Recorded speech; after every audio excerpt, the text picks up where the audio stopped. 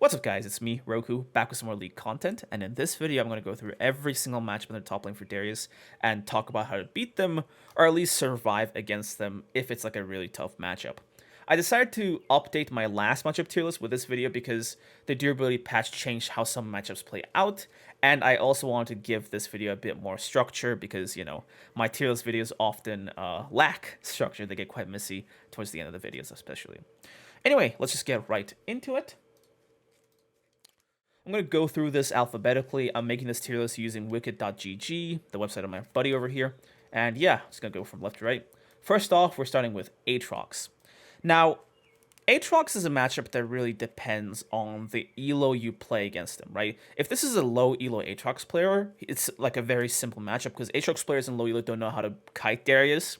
And they're also just, you know, expected to hit every ability on you and kill you. And even though that's a possibility, it's very easy to just dodge things and then punish them for missing an ability because lower rank Aatrox players don't know how valuable their abilities are. Now, if we're talking higher elo Aatrox players, the matchup becomes actually quite difficult, and in high elo, this matchup is actually Aatrox sided.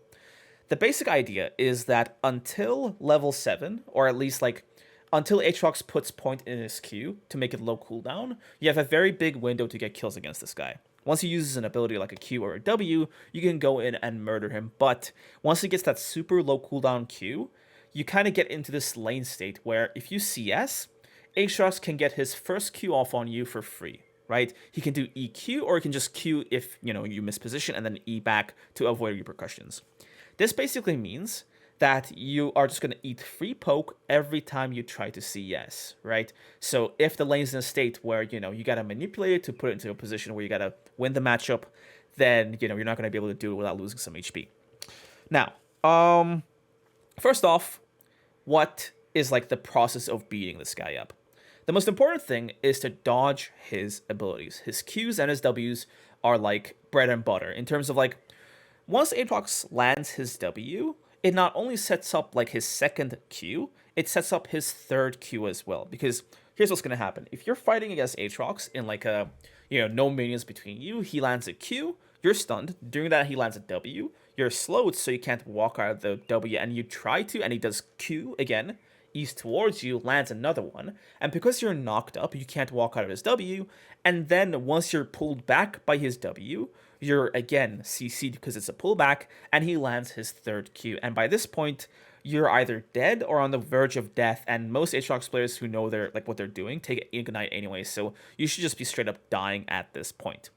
Now, from hearing all this, you should understand that the priority in this matchup is to utilize our Ghost to just dodge his abilities, okay? When you're in a fight, you do not want to eat every single Q. And if you can't dodge it completely, try to at least make sure that he doesn't land the sweet spot on you, okay? If Aatrox Qs and he doesn't even land any of the sweet spots, which is like the area where it knocks you up and does more damage, then not only do you not have to face that extra CC, you also take less damage and he heals less because Aatrox's healing is proportional to how much damage he gets off on you, okay? So try your best to dodge his Qs. In terms of his W, he can only toss it if there's not a minion between you and him. So use your own minions as a shielding to block his W, okay? And if you understand that, like, you know, this guy throws his W out, like, if by watching the Aatrox play, you kind of learn when he Ws, you can very easily just Ghost and sidestep it because W isn't that fast of a skill shot, you know? If you just Ghost and he tosses at you can very easily sidestep it and basically just kill him because without his W, him landing every single Q becomes very much just you standing there because if you're mobile, then he can't do it without his W, okay? So for all fights, dodge his Qs, try to dodge his W, and just try to, like, you know, stay mobile. Don't stand still, don't be predictable, stay mobile. Now, in terms of power spikes, Aatrox's main power spike, like I said, is not level 6, is when he gets 5 points into his Q, or like 4 or 5 points into his Q is where he becomes like a real threat. Because at that point, like I said, his Q cooldown becomes low enough to the point where you can't actually stomp him anymore. So what you basically want to do is make sure that you kill him once or twice or more the better, right? But at least once before level 7. This is the cutoff point where it becomes dangerous, okay? So this is what you're looking for. Your main power spikes are basically whenever you go shop to get some more armor and some anti-heal, okay? Tabis are great into this lane because, I mean, it's not that much armor, so it could be better, but Tabis gives you both armor, and it lets you move around quite a bit because it's more move speed, right? Anti-heal has been nerfed quite a bit. They made it 25% grievous wounds only, so anti-heal is not nearly as good as it used to be into this matchup, so if you are able to dodge his abilities, then anti-heal is not a necessity, but if you do just face tank everything, then you might have to go for a Bramble Vest. I personally don't like Bramble Vest because it only reduces healing when you get auto-attacked, so I more so prefer Executioner's Calling, and they also added a bunch of stats to Kempak Chainsword to make that item a bit more viable. But returning to the matchup, anti-heal, it used to be what you got into Aatrox, but now it's better to just play it better, dodge his Qs, get armor, and then get some meat on you to make sure you beat this guy up. Now, I know we usually build Triforce or Strikebreaker, but Goredrinker is actually a great choice in the matchup because, one, the extra meat that the healing gives you actually lets you just brute force and survive the Aatrox all-ins if he does have his items. And the other important thing, and this is like very underrated, right? And this is like one of the few instances where the lifesteal or the Omnivamp on the Goredrinker is actually useful because Aatrox could just Q poke you. The Omnivamp from Goredrinker lets you hit the minions and then survive and just heal back some of the health that you lost, okay? So it gives you sustain without having to hit him. This is very important because Aatrox normally lies outside of our range, okay? We can't get free hits on him. He can get free hits off on us. So Goredrinker is a great choice. So going plated Seal Caps and then Goredrinker is a great choice into this matchup. But really just look into the rest of the team. The other options work well as well. I don't like Triforce too much into this matchup because Triforce just gives you a bunch of damage. It doesn't help you survive any longer at all. So if you get caught with like a nasty Aatrox combo, you're just dead the second you like get hit by everything, right? You can't really outplay anything. Strikebreaker is quite good because a big reason why Aatrox can beat you is like the way Aatrox wins this fight is he gets his first rotation off, he kites because his ultimate gives him move speed, and then he kills you with a second rotation, okay? We don't want this. So, like, if he is kind of the Aatrox player who kites you out a lot, and he isn't the one to just sit in your face and fight you, then Strikebreaker is the infinitely better option because it stops him from getting out of your range so that you can, like, you know, burst him down a bit faster. Anyway, in terms of runes, you really don't want to take like Bone Plating into this matchup because, like, again, he can really easily take it off with his Qs. You want to basically go for D-Shield Second Wind because this way you can actually sustain some of that poke, okay? Now, if you really want to just fight him earlier on, Doran's Blade is just like a godsend. Like, you really need the extra meat on your bones to beat this matchup, but if you're up against a competent Aatrox player, aka a high elo Aatrox player, let's say you're fighting, I don't know, Nail or some shit, then D-Shield is going to be way more beneficial. Okay, the next matchup I'm going to talk about is Akali. I'd say Akali is quite a difficult matchup because she gets a lot of things in her kit to just deal with you, right? And it really takes a sloppy Akali player to dive to Darius, but we'll just get right into this matchup. Now, the main thing about this matchup is that you basically don't want to let her be slippery and get away from you and really just, you know, because Akali's whole thing is like, she gets hits off on you, she goes into her shroud thing, and then she gets hits off on you while you can't fight back. You don't want to let her do that. You want to make sure that you got her inside of your palm as you're fighting her, okay? Now, level 1 is where Akali is quite, like, weak, okay? So if you have lethal tempo, or if Akali walks up too far in the lane, you can just start E, okay, rank E, level 1, and just pull her and auto-attack her to death. Most Akalis go Ignite Teleport anyway, they don't go Flash, so if you just, like, either bait her out, or better yet, just have lethal tempo, you can pull her, and then just kill her level 1 for an easy lead that you can spend on some MR, some move speed, and really just secure this lane for yourself, okay? In terms of her abilities to watch out for, you really have to just, like, know, like, her mechanics, okay? You gotta understand how her shuriken jump thing works, her E. You gotta know how her shroud works. Just learn these mechanics and understand that, hey, you know, when she Qs me, it doesn't do any damage, but the auto attack after it will do the damage, okay? You gotta know her abilities. This is especially important for this specific matchup, okay? One thing, you should try not to, like, Q her when she has her E up, because she can very easily just avoid your Q and just press E and then go back in on you, melee range, and then activate her Shroud and just murder you at that point, okay? You do not want to miss Qs into this matchup. EQ is going to be your bread and butter.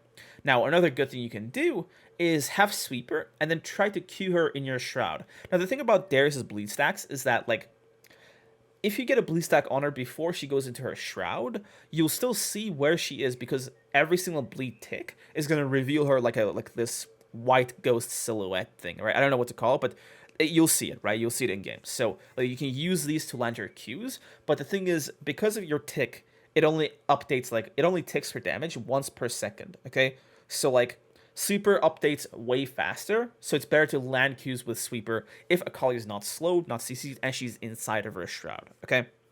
And unfortunately, control wards don't really reveal her invisibility. They don't reveal invisibility anywhere, so that sucks, but still, okay? So, like, land your Qs. EQ is important. Another big thing is that before level 6, Akali is quite weak, right? She can't really, like, out-meat fight you, if you get what I'm saying. If she fights you, she will lose until level 6. Now, the thing with level 6 is that her ultimate gives her so much mobility that it becomes practically, like, really difficult to catch up to her, right? Like, a lot of these matchups, they hit you, they cut you, they hit you again, and you just die, okay? And Akali can't just straight do that because her ult not only gives her a ton of damage to work with, but it also lets her, like, reposition herself into disgustingly advantageous spots for her. And then even if it is, like, an awkward spot for her, she can just ult out and, like, just go to safety, okay? You can cancel Akali's R with your E, but it's very, like, difficult to do, right? Because her E is just, you can cancel both her E and her ultimate, but it's not easy to do because, like, you gotta just predict it, basically, okay? Now, Akali's first R has to go directly through you, okay? So you can use this to your advantage because, like, if you are fighting her, right? Let's say you caught her in a good fight, you land an RWQ combo, and you know that she's low HP enough to the point where if you land 2 more attacks and you ult, she'll just bleed to death. Do not walk behind her. Like, let's say I gotta do mirrored, but this is her turret, this is her, and this is you, right? So you don't want to walk behind her because she'll just ult through you and then just go to safety, right? You want to make sure that you kind of keep up with her, but don't go to the other side of her, okay? Because, again, you don't want to give her that free escape. Now, you have to abuse your flash Qs a lot. This is a matchup where you gotta land your Qs and make sure you outplay her with flash. And she's quite outplayable, but you gotta just do it, okay? Level 6, if you haven't killed her by then, she will just murder her because Akali has one of the strongest Eliscus power spikes in the game, okay? She gets her combo off, she ults you, and then she just straight kills you with Ignite. But if you got kills until then you, and this is very much a likelihood because if you're level 1 and you're superior just overall fighting, then it should be not too difficult to actually just murder her. Because once you have some level lead, especially that thanks to the durability patch, you should have the meat on you to survive her burst level 6, okay? In terms of items, we're looking for move speed, we're looking for some mana, but aside from that, we're just looking for our default mythic item. Strikebreaker is a godsend into this matchup because, like, again, once she's in her Shroud, it's hard to put CC on her, but Strikebreaker is just, like, it just slows her, easy Q lands, it's perfect, okay? Triforce is also nice if you're already winning the matchup, but just know that she's going to be super slippery, and it's not going to be easy to catch her, right? So, yeah. Okay, that's Akali done. Let's go for Akshan. I'll honestly put Akshan into difficult, but consider this at the very edge of difficult, because Akshan is not that difficult of a ranged top laner to beat, okay? First off, this is one of those newer champions, and I know a lot of people aren't updated in terms of what the abilities do, but you gotta learn this guy's abilities, okay? The most important mechanic you gotta keep in your level 2 of them. 1, his ultimate gets blocked by turrets, but that's not that much important, because if he's in position to land his ultimates to execute you, then you already messed up the fight. But the big thing is that his grapple hook movement thing is cancelled if he runs into a champion, okay? So if you're fighting him, right? And, like, your model is inside him. Because remember, Ghost lets you walk through units, okay? If you're fighting him, try not to go for Qs or anything. Just go for straight auto attacks, okay? You will still win, but make sure your model is just inside of his model, okay? Try your best. Because, like, once he grapples, if you're already touching him, his grapple will instantly let him go, and he won't be able to go anywhere, okay? Now, one other big thing is that his grapple hook works kind of like Camille Q, in that if you E him, right, it will just cancel the thing, okay? And this is not that difficult to do. You just gotta have the right reaction. So if you have the good reaction time, so you aren't on high ping, then you can very easily just cancel his grapple hook. And the thing with Akshan's grapple is that if it's gone, he is just dead, because that's all of his damage and his only mobility, okay? Once that's gone, he is dead. On top of all that, Akshan's level 1 is horrible, okay? So here's what you do. Level 1, you can also beat him without lethal tempo, but if you are going to go for a level 1 cheese, lethal tempo is going to be very helpful in this matchup, because Akshan's going to get ignite and he's going to get PTA or something. It's not going to be easy to beat him, right? If you're running Conqueror and you fight in his minions, then you're very much going to die, but he's also going to die because of the bleed stacks, right? But if you go lethal tempo, you just completely smoke this guy. So here's what you do, okay? You wait in lane, and you wait for him to throw his boomerang, okay? Because once he throws his boomerang, then he didn't rank up his grapple, and why would he, right? Akshan gets no use out of level 1. So once he throws it out, you walk back, right? You rank your E, and then you walk back towards him. And once he steps up to auto you to get his passive out because he threw his boomerang at you, you pull him. And once you land that E, it's a free kill, right? Especially with lethal tempo, Akshan cannot fight you level 1 if he's already in melee range, okay? You just completely smoke him. So, like, go for these kinds of level 1 cheese plays. I do it every time, and I get kills, and I put in, like, 300-400 master LP, okay? So, it's very much doable, and I'm pretty sure you can do it to stomp low like Akshan players, too. Now,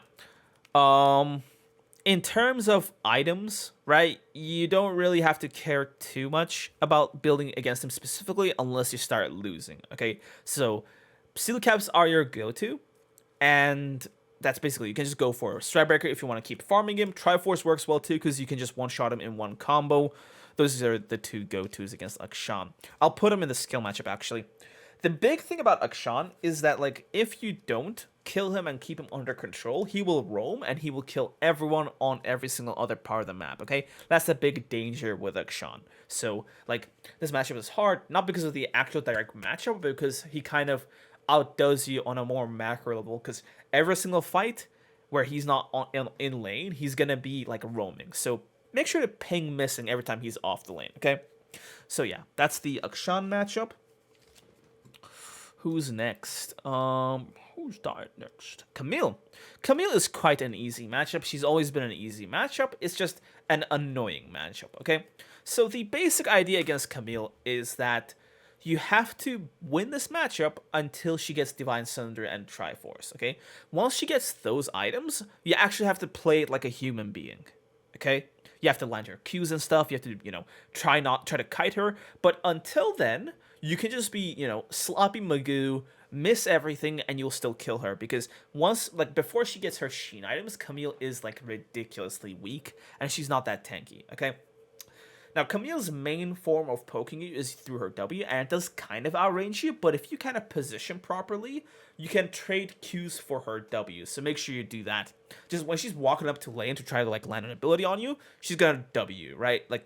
It's a natural response, so expect it and just walk back to dodge it, okay? Without her W, she really has no way of interacting with the lane. One big thing is don't let her Q the minions, because when she Qs the minions, she gets move speed. And with move speed, she can land her W and then walk back so that she's out of range for you being able to retaliate, okay?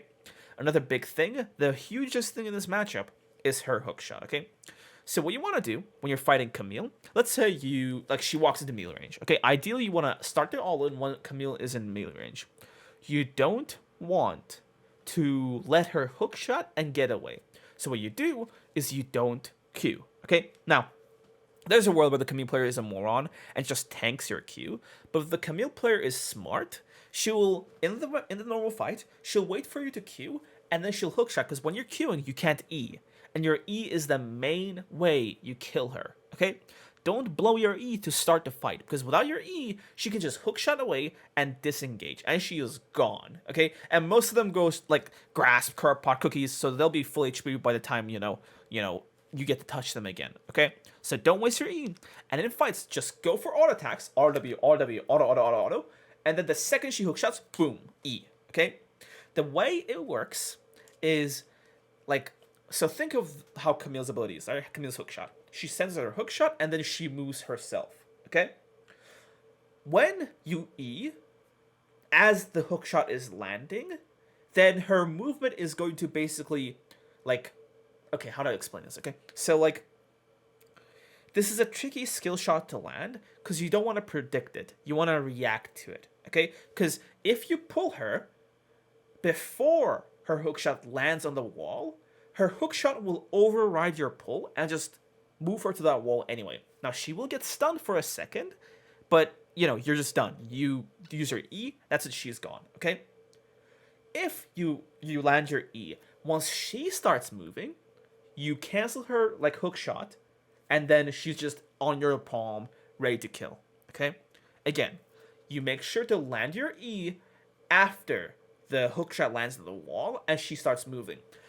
Like, because Darius E has a cast time, if you just press E as soon as she hookshots, you should be good to go in terms of canceling it. Because, like, you know, like, I've just timed this, but unless she's max ranging it, you can very much just, like, the second you see it, press E and it should cancel it, okay? Now, if the wall is very close, then you can just E freely, because once she's already on the wall, and then you E her, you'll just peel her off the wall, and, you know, she won't be able to recast her E, okay? Another thing, if she's Eing on top of you, you can also... If she's Eing on top of you, you can also, like, you know, E to cancel her, like, hookshot. Because let's say she's trying to stun you for a jungle gank or something, you E, and then you walk back. And the best part about this is that if you do it right, you E, you walk back, she'll be slowed, and she won't be in range to ult you anymore, okay? So, one of the Camille's strength is that she can cancel, like, no, she can cancel, she can set up ganks very well, but if you do like this, you can very easily just, you know, basically make sure that the gank never even happens, right? But the thing is, if Camille uses her ult to not dodge your Q, then you basically beat her up, like, very easily anyway, okay? Speaking of which, Camille can dodge your Qs with her ultimate. So your EQ combo is your bread and butter here. Like, you kind of have to just gauge it, okay? If she's in lane without her hookshot, then you can very much just go for an EQ and just beat her, okay? And, like, before she has her Sheen upgraded item up, like her Sheen mythic up, you can just, like, you know, sacrifice your Qs, because, again, you don't need to beat her. But once she has her Sheen stuffs up, you gotta land your Qs. Okay, you can miss one, but the second one, you better land it. And the first one, she's going to dodge it with her, like, you know, ultimate. But the second one, you better use that EQ to land that, because without it, you are dead. Another thing is that unless she hits her W on you, you are faster than her move speed-wise. So, like, if she has her Triforce or Divine Sunder, use your Ghost move speed to run away from her to make sure that she doesn't land that damage on you, because it doesn't crit you, but it chunks you for so much damage that is crazy, okay? A big item against her isn't Ninja Tabi's, but it is Warden's Mail, okay? Now look, Ninja Tabi's, it blocks 12% of the oncoming auto attack damage, but her 2 damage kind of just goes through that, right? And the later the game goes on, the more, like, of her Q damage becomes true damage, right? Apologies. So, like, let's say, like, half her Q is true damage, your Ninja Tabi is only going to block 12% from the other half of her Q. So just 6%, right? But if you take Warden's Mail, it's going to block that flat amount no matter what, okay? So Warden's Mail is far more effective into Camille. So if you have the choice, you can rush it. And the best part about it is that if her team, is running a high CC composition, you can't just emit Tabi's, go Merc Tres once you leave the lane, but until then, you can have Warden's Mail to get your back until, you know, just get your back for the lane, the extra durability, okay? After that, Stridebreaker is quite a huge item into this matchup. What I've found into Sheen users is that if you buy Triforce against them, you'll just lose, because she can proc her Sheen way more than you, like, way more than you, right? So you're better off using your Stridebreaker slow to kind of kite her and beat her, but if you're super friendly and one-shot her, you can just use Triforce, it doesn't matter, okay? So, yeah. Cho'Gath. Cho'Gath is an absolutely free matchup. I don't want to dwell too much on some of the easier matchups, but basically, dodge his Rupture. That's it. His Rupture is the only thing standing between you and a dead Cho'Gath, because if he lands it, it's not the knockup that's, like, the worst part, it's the slow after the knockup, okay? So even if you E him, and he knocks you up with his, and he, like, you know, lands the Rupture, and if you E him, he'll just be able to walk away, because the slow on Rupture is very, very long and very devastating, so he gets a free escape if he lands that, okay? Use your Ghost, use your brains, use your natural movement ability to dodge that Rupture, okay? I wanted to put it on my desk, but I threw it on my mic. Okay. So, next matchup, Cassiopeia. I'd say that Cassiopeia it's a difficult matchup, but it all depends on the skill of the Cassiopeia player, okay? If she's really good at Cassiopeia and she can land every single one of her Qs, then you are boned. Because if Cassio lands her Qs, she wins in melee range. I'm not BSing you. If she lands her Qs and she has that poison ticking on you and she can spam her E nonstop, she will beat you in melee range. But if she misses a Q, that's your opening. That's when you want to go for an all-in, okay? Run to her, pull her, and then just start fighting her, okay? Now, the big thing about this matchup is her miasma, okay? Her W thing where it just puts this purple stuff on the floor and it slows you, okay? You ideally want to be as close to her as possible, because what happens when you're closer to her is that, like, once you fight Cassio, she will W you 100%, right?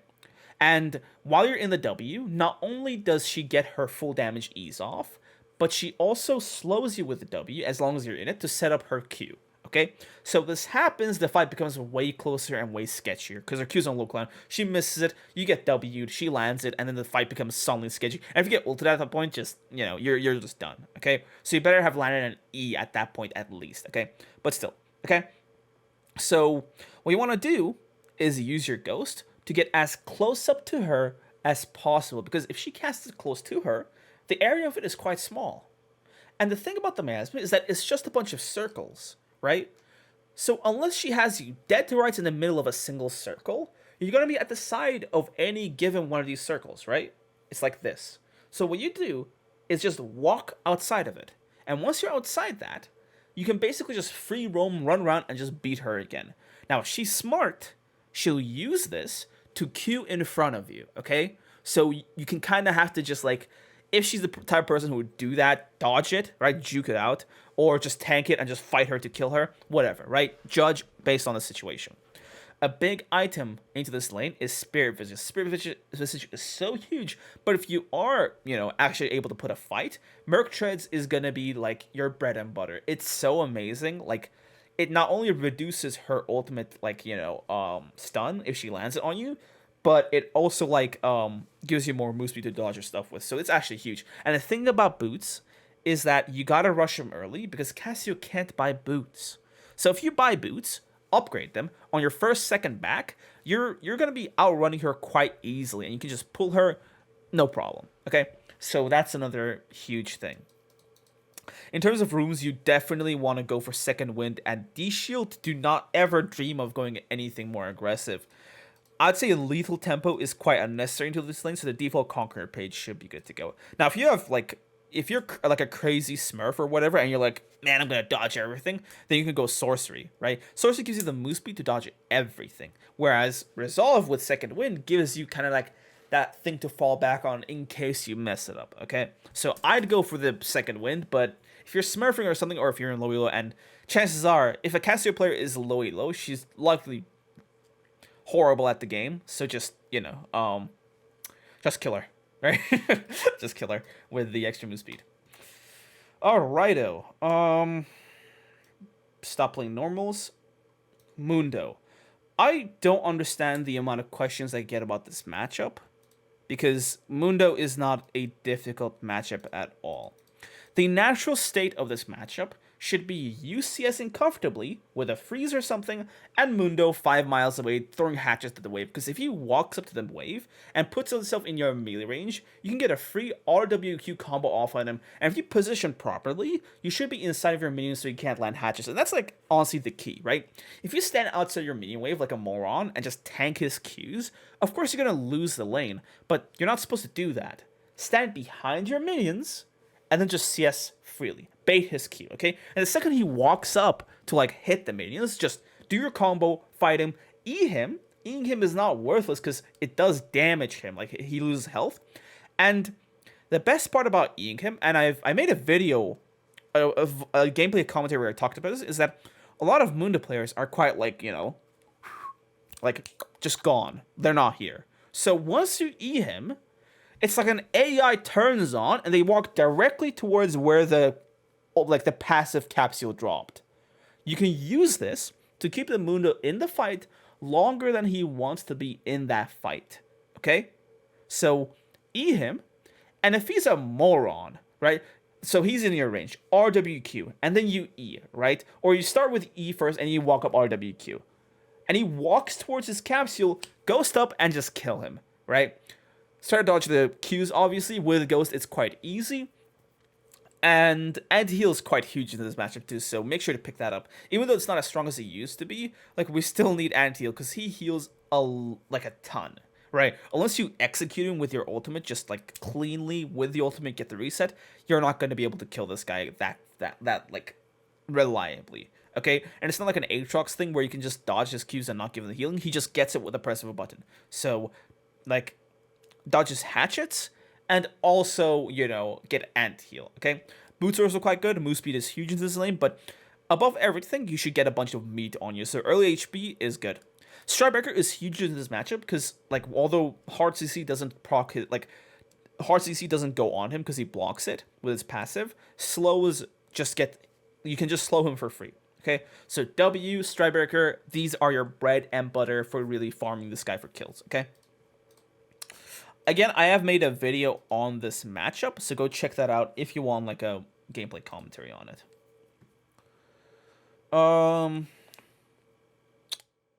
Fiora. Fiora has become quite a difficult matchup. I mean, she always was a difficult matchup for, like, the past season or so, but the durability changes have basically made her like as like annoying of a matchup as possible. Okay, this matchup was quite complicated to talk about because it's a lot of just it's a very big skill matchup in her favor. Right now, the big thing you gotta know is understand how her vitals spawn. Okay, I want to go through it right now because I am not in the game. I have made a video on this matchup, so go check that out. You should just look it up on YouTube. Use your brain a bit, but the basic idea is that her vitals spawn in two groups, right? Top and right, or flipped up. Top right, bottom left, okay? When you kill a vital of one group, or when she hits a vital of one group, a vital from the other group spawns. 50-50, this or that, okay? What you want to do is, if she's going for a vital and she gets it, you want to position in a way where it's as hard as possible for her to get the next vital, okay? So let's say that you have a vital above you, and this is Fiora. She has a Q up, she's pushing, she's going to go for this, okay? What do? She goes for this, you auto, W, and then she's walking down, and then you walk down again, and while it's spawning, land your Q. Something like that, okay? Just like, or even just go for a WQ. With the auto attack, it's not good there. Just straight WQ, and then go for the all-in, okay? Like, you want to basically position it in a way where it's hard for her to get her next vitals, predict them, okay? Because that's what the Fiora is doing too. She's predicting where they'll spawn, and you want to out-predict her and out-up play her, okay?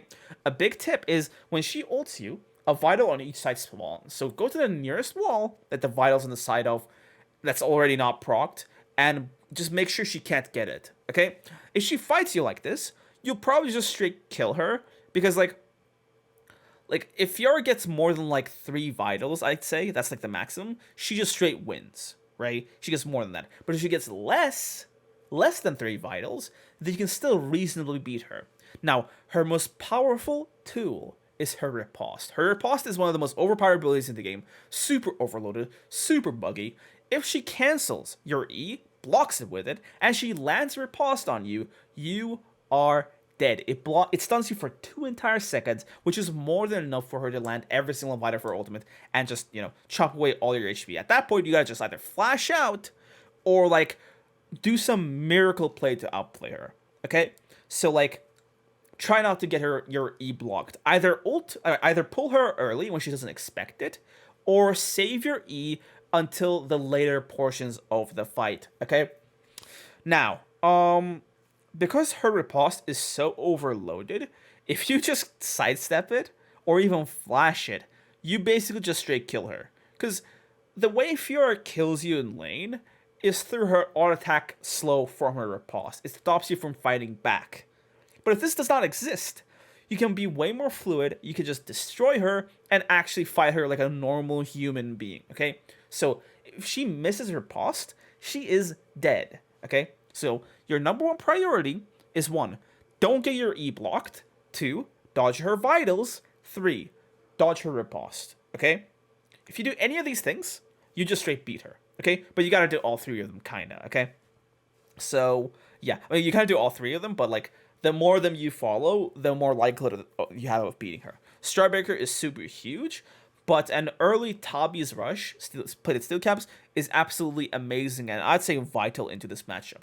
Bramble Vest is also a great choice, but, you know, Grievous Wounds nerf, so not the best situation for this matchup because she heals a ton from her vitals during the course of a single fight, okay? So yeah, this is a skill matchup, but if you need like a more of a video explanation, I have a video on it, look it up. Gangplank. Gangplank is honestly, if the Gangplank is good at the game, it's an impossible matchup. Because, like, a good Gangplank is not, like, it's not possible to farm against him. Because what he does is he puts a barrel down, and, well, he's actually difficult. Let's not say impossible.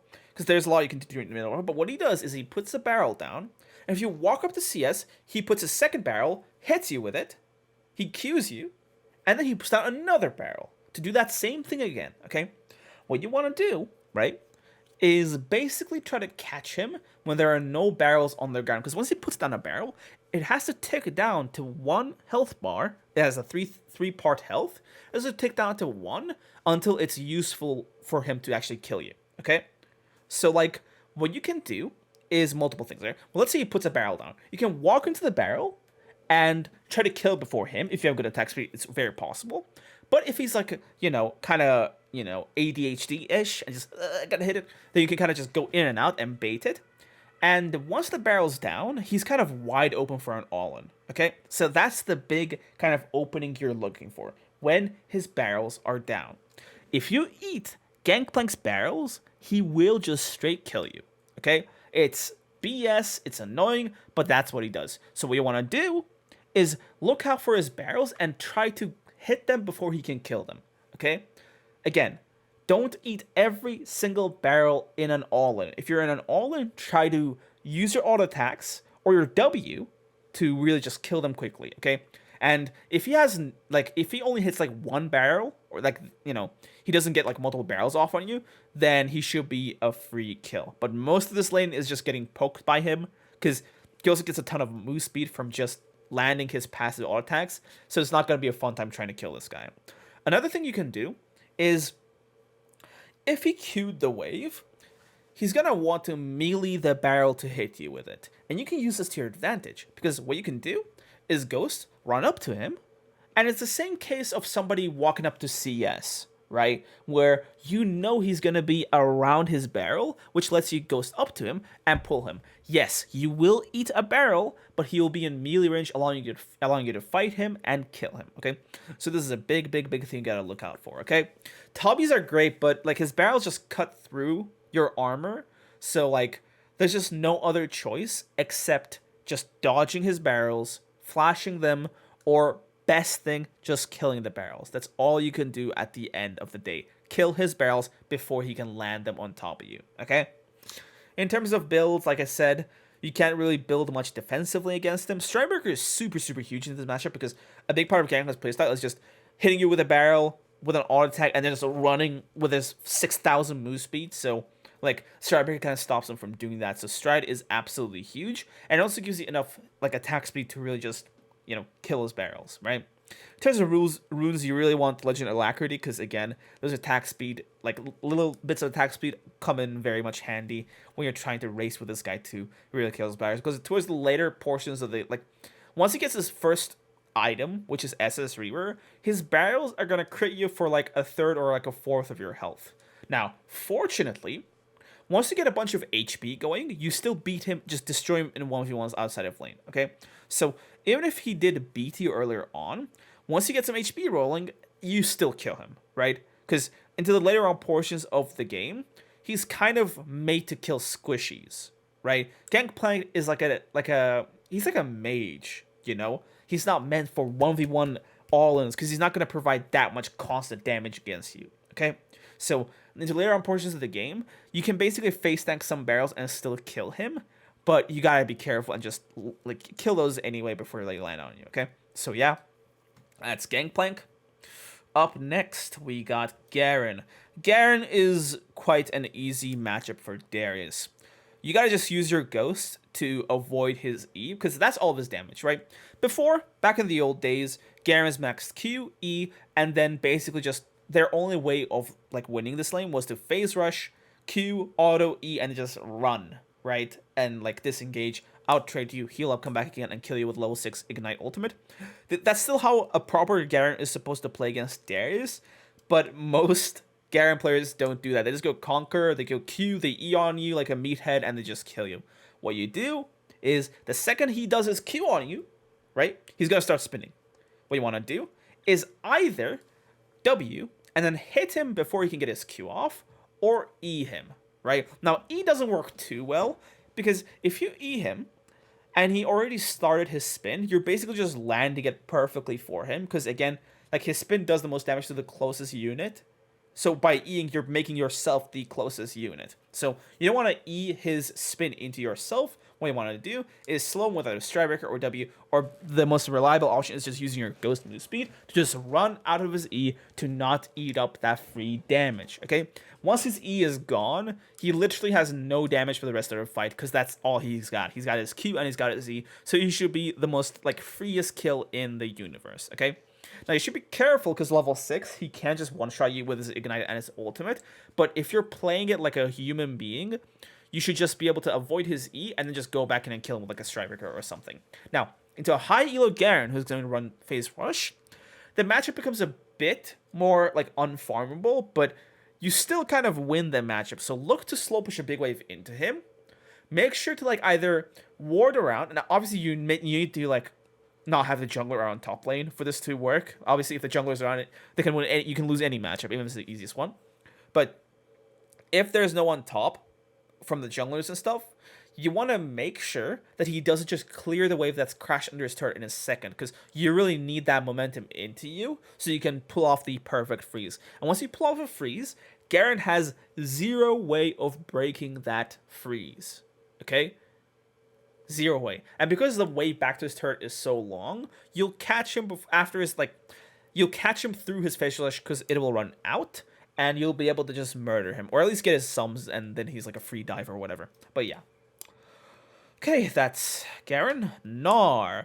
I'd put Gnar in the skill matchup, but it is really one of the most boring matchups in the universe, because if the Gnar player knows what he's doing, he's not going to, mess with you too much. He's just going to, toss his boomerangs at you, and basically just, poke you, but his poke isn't even that frightening. So, you're not even going to lose that much health. So, this is the boring farm lane if both players know what they're doing. Now, huge thing is that you can actually cancel his E, okay? Here's what I want to do. When you fight him, you want to get between him and his turret, okay? Give him a free way out, because when Gnar jumps on a unit, he gets, another jump. So, when he jumps on you, right? Let's say you ghost up on him, auto WQ, and when you're queuing, let's say this is his turret, you get behind him, between him and his turret, and give him the, Gnar monkey neuron activated moment where you could just, safety. And when he jumps like this, you E behind yourself, and you just kill him in 2 seconds. Because Gnar in his mini form is such a one-shot bait, it's crazy, okay? So, just aim your E behind yourself if you do this to him, and you just kill him for free. You really gotta just use your Ghost properly. With Ghost, you can kill him quite easily in his mini form. In his mega form, you want to make sure to dodge that little line stun thing. You want to dodge his rock kind of throwing thing, because it does a lot of damage. And you kind of want to position in a way where he can't easily ult you into a wall, okay? So, as long as you dodge the rock thing and the line stun thing, you should be good to go. Just Ghost and run him down and kill him, okay? If he jumps on top of you, he's completely dead, because he removes his only escape. A good Gnar player is going to ult just to, clear a freeze or something, right? Because he knows he can't kill you. But, if you're a bad Darius player, he's just going to use it to destroy you and kill you. Anyway, that's the matchup. Tobby's is perfect here, but honestly, you can just go for, like a normal build with second wind the D shield, that should be enough. And just rush Stridebreaker, because once you get Stridebreaker, this lane is free food. Who wants fried squirrel? You know, like you just slow him, you catch up to him, and you just completely murk him. It's super easy once you get Stridebreaker slip, because he doesn't have that high of a range as a ranged top laner. His range is quite small. Okay, so like he's usually in just he's autoing you, just goes towards him, Q Stridebreaker, gone. Okay, so yeah. Gragas. Gragas is quite a difficult matchup if the guy knows what he is doing, because at the default state of the lane, you can't counterplay him.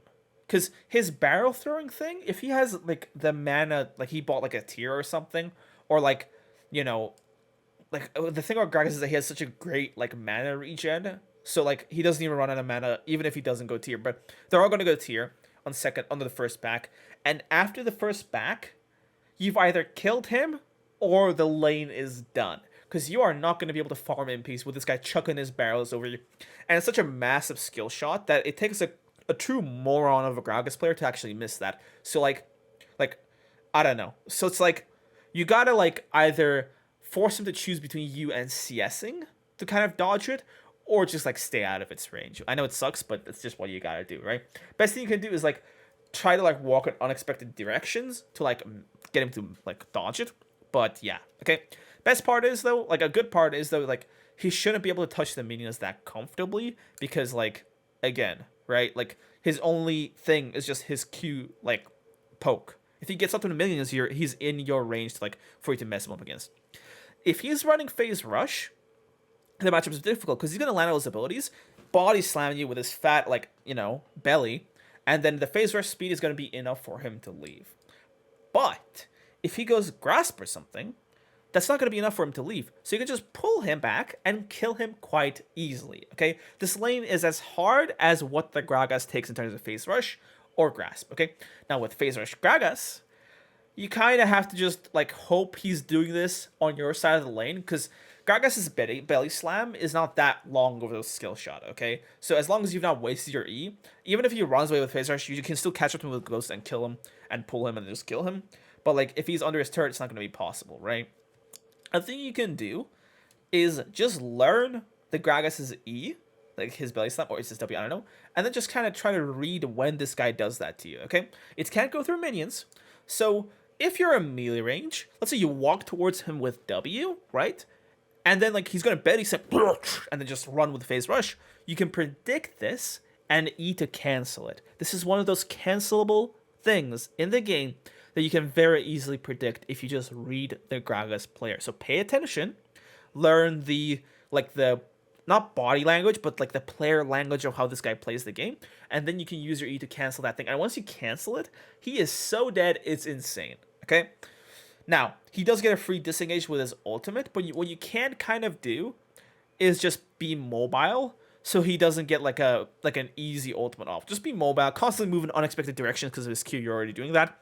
And like, he won't get a clean ult off. A big thing to understand is if you're under his turret, right, and he's level 6 or higher, do not fight him, because he'll just ult you under his turret and then you're just dead to the turret shots, okay? Another big thing is that once he gets Everfrost, this lane is kind of done, because Everfrost gives him that range he needs to keep you at bay and use his belly slam to escape, okay? So if you've gotten kills until then yeah, sure, you can just Stridebreaker, slow him, keep him under your wraps, and then just kill him. But if you haven't, it's just done, man. Like, that lane, you've not lost it, but you've not won it, okay? So, yeah. And if the Gragas player has brains, the durability patch made this thing I'm going to mention a bit weaker, because Gragas' passive heals him when he uses abilities. But they nerfed that healing, so... And this affects him a lot, because that healing is a big part of why he wins lanes. He can trade you and then sustain. He can't do that as easily anymore. So that is like a big nerf to him in lane that's good for us, but the other things you still got to keep in mind. Graves top. I'll put this in the skill matchup, but it's kind of like an easy matchup. Graves top has like some things that make him dangerous. He's got a ton of armor, so if you underestimate him and take a lot of poke, he can just get up in your face and kill you with his ignite if he has it up, because he's just gonna be so tanky. But he's really not that high range of a champion. He's always in range for Qs if he's auto-attacking the minions. You can't just completely outplay him by making sure that like his shotgun doesn't like get on you, it gets on the minions instead. That's perfectly a valid way to play the lane.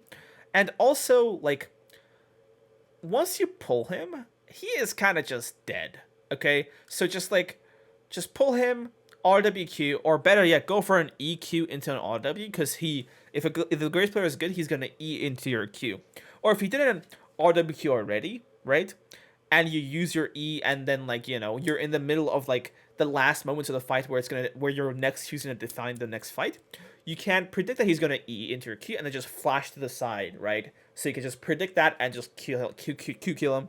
Then maybe land an ult, or maybe if you already landed it and the Q was enough to kill him, whatever, right?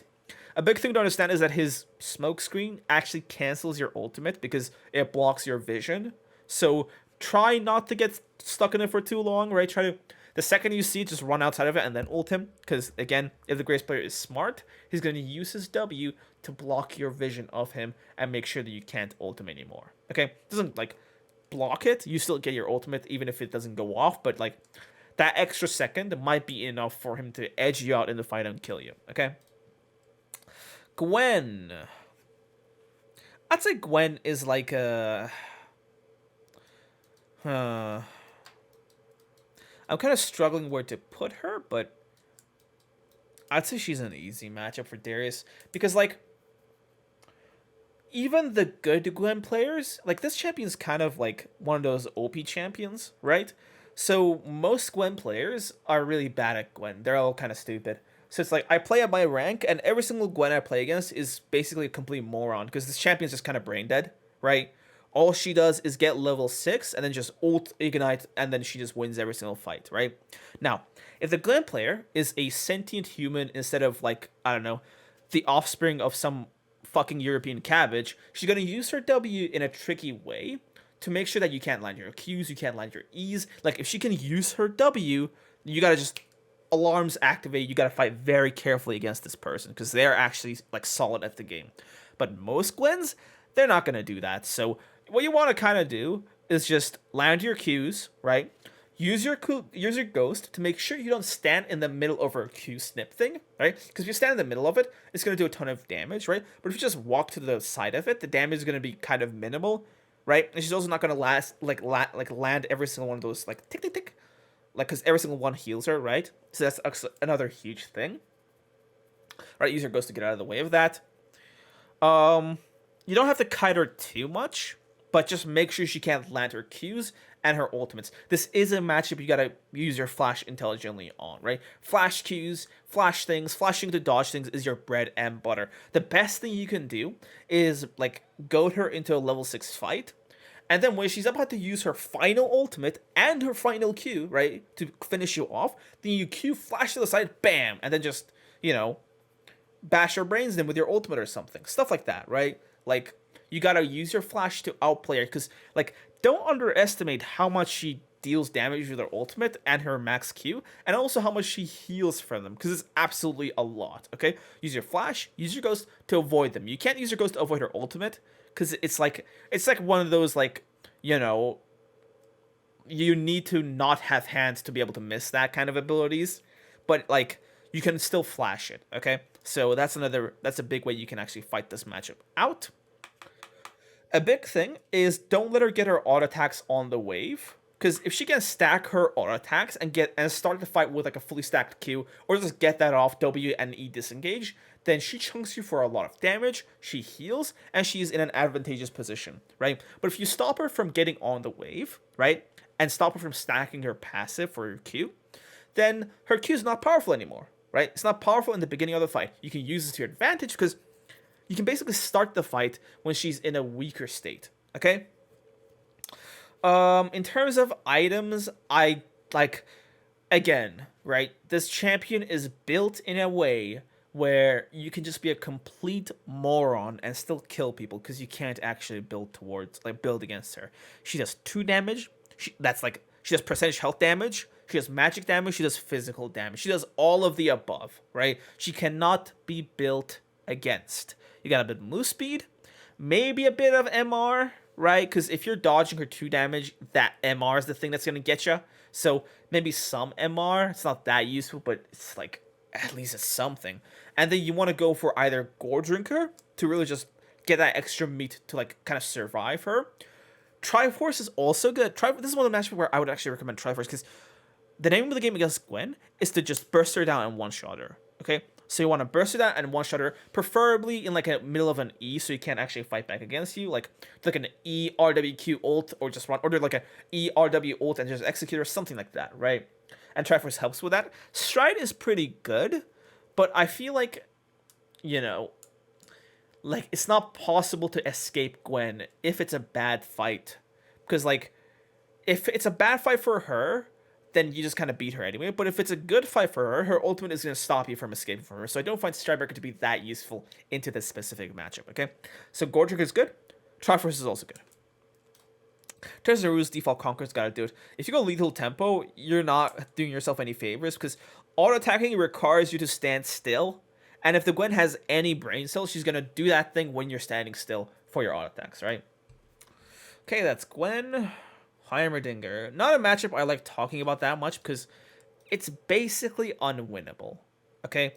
Heimer, just like, he could be, you know, all the way up there and still kill you, right? If he lands a stun grenade, you are dead. Now, fortunately, if he misses the stun grenade, you can't just run up on him and kill him in one combo. But the thing is, if he has his level 6 and he gets Hourglass Rush first item, he's just gonna put like ultimate Q down, Zonya's Hourglass, and that thing's just gonna kill you. Okay, so it's like, you gotta avoid the damage from his turrets, you gotta not get poked down, you gotta dodge his turrets' beams, you gotta make sure you hide behind minions to not get hit by his full W.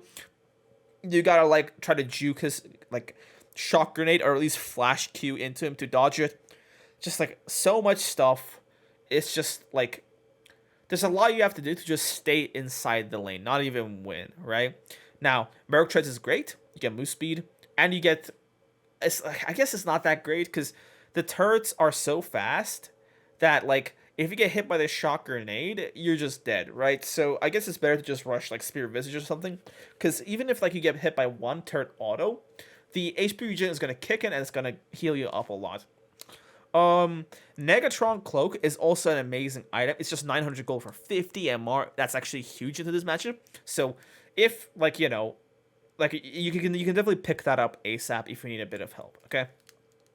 But all in all, this matchup is, like, if the Heimerdinger is anywhere near competent, this is an impossible matchup to win. And the worst thing is, like, even if they come to gank him, right, you get gank help, like, it doesn't really matter that much, because, like, you know, he kind of, like, does well in fights where people have to fight into an area where he's already set up his perimeter with his turrets. So, like, you know, it's just not a good matchup to fight for Darius. Illaoi. I'd put her in the easy, because, like, when you get Ghost, you can completely just Shrek an Illaoi, right? Just completely, okay? Now, until level 6, you kill her for free, okay? You just completely destroy her. Even if she lands E, even if she, like, I don't know, did her 5 daily prayers or something, you just kill her no matter what, because without that ultimate, her tentacles are dodgeable. Like, you can just use your Ghost and just dodge every single tentacle, one after another, right? She can't land a single one on you if you're intelligent. Even if she lands everything, which you don't want to let her do, you still kill her pre-6. So, pre-6, look for fights, look for kills. If she's in the melee range of the wave, she is dead, okay? Now, after 6, this matchup just devolves into one thing and one thing alone. Doesn't matter who's ahead, doesn't matter who has more gold, doesn't matter like whose dad owns Riot Games, whether Illaoi lands her E or not is the one thing that affects the outcome of this fight. Okay? If Illaoi lands her E, run. Run, run, run, run. Go back, walk out of the range, drop it. Because that does a ton of damage to you, right? And the worst part is that, like, if you try to fight her, once she lands that, not only does she have extra tentacles spawn, she's not only hitting you, but she's also hitting your ghost. So she's getting double the healing from her tentacles, more damage, and more tentacles. Okay? But if she misses the ghost, it's the other way around. She heals nothing from her tentacles, she has less tentacles to work with, and she's hitting just you. Okay? And yes, you can't dodge the tentacles easily because they go instant instead of like going like that. You can't dodge them quite easily. Even if they hit you, it's not enough for her to survive your damage. So if she just misses her E, run at her and just kill her. You can even sacrifice your flash to do this, because the thing about Illaoi is that like she can't cross walls or whatever. So even if she has a flash advantage towards you, like it doesn't matter like what she does. She still dies. Just like let's say like you're walking towards her and you give her an easy tentacle to land on you. Q up and then flash to the side of her. She'll miss the tentacle by her E, right? And then you land a Q, and if you can't kill her at this point, then I don't know. It's like somebody must have taken your mouse and thrown it out the window, because at that point, Illaoi is nothing, right? So just kill her, dodge her E, and it should be quite free to just murk her after that point. In terms of builds, like, again, it doesn't matter. Play it properly or you get murdered. Irelia. I'd put Irelia as, like, quite a significant skill matchup. The better player is usually going to win this. She shares many similarities with the Illaoi matchup in that if she lands her E, she just straight kills you. But you don't have to just pay attention to that. You gotta pay attention to your own minions, okay? Because if you have a lot of minions, right? And I know this is counterintuitive because against most normal champions, right? Into most human champions that aren't just, you know, Irelia, this freak of nature, disgusting champion, into most normal champions, more minions on your side is good because it's more damage, you know, you can use them to block skill shots, whatever. Against Irelia, it's bad because there's more targets for her to land Qs on, for to get more for healings through, and worst yet, it gives her more opportunities to reposition in a way that's advantageous to her. Whether that be going up to you to hit you more, or kiting you to avoid you, heal up, and then go back in to kill you. Okay? So, big thing. Don't fight her if you have a big minion wave that you can just one-shot with her Q every single minion. Okay? Another thing, right? If she's good at the game, she won't open with E, she'll open with ultimate. Because that arrowhead thing slows you, and it's like a small area, so it kind of sets up her E, okay? A tricky thing you can do is kind of flash out of it to try to dodge her E. But the big thing about doing it like this way is that, like, you gotta, like, land your Qs at that point. Because you've now put yourself in a situation where she has flash, right? So she can get away. So if she's next to her turret, then you've just wasted your flash and she can just walk back. And not only that, but, like, you know, I guess it doesn't really matter too much. Just use your flash to dodge your E. Like, it's not good to waste your flash in the middle of the fight. But if Irelia just misses that, she just basically dies. So it's no problem. Just use her flash to dodge that. If you kind of understand how she puts her E, right? If she does it like good Irelia players, they're gonna EE instantly as ASAP and just put it on top of you small and then proc it and insta stun you. Bad Irelia players will put the E down and then put it down. Why is this bad? Because if she puts the first E down and doesn't instantly do another E, you can now dodge it, right? User goes to dodge like in a radius to the original point where she put her E, okay? This is quite simple and easy to do.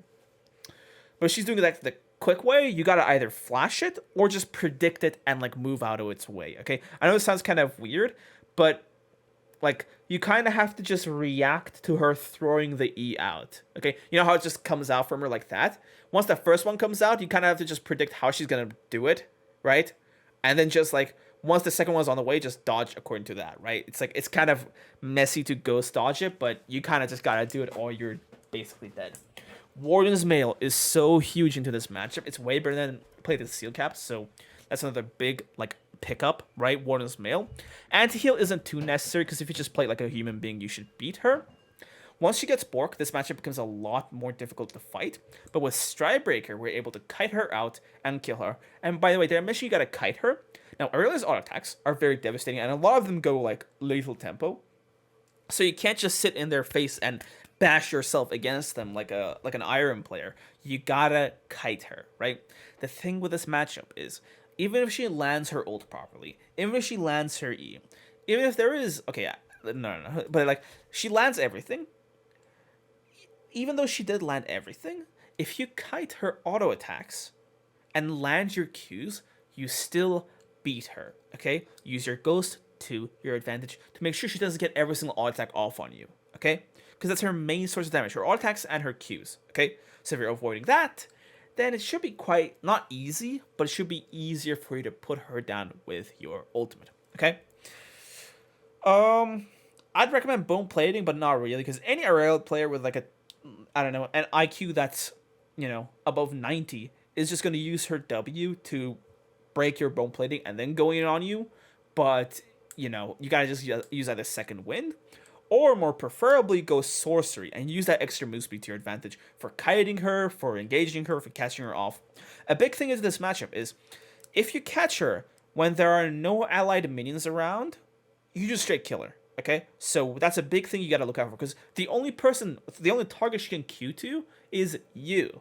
So if you catch her alone, if you just kite her, like, she's just dead. She has limited healing. Okay, so that's another big thing to think about. I think, right? I'm not sure, but I think I made a video on this matchup. I did. Yeah, I did do a video on this matchup. So go look that up if you need more of a visual thing. Probably. I don't know. I've made so many videos I can't even remember. But just look it up. But what I explained should be enough on its own.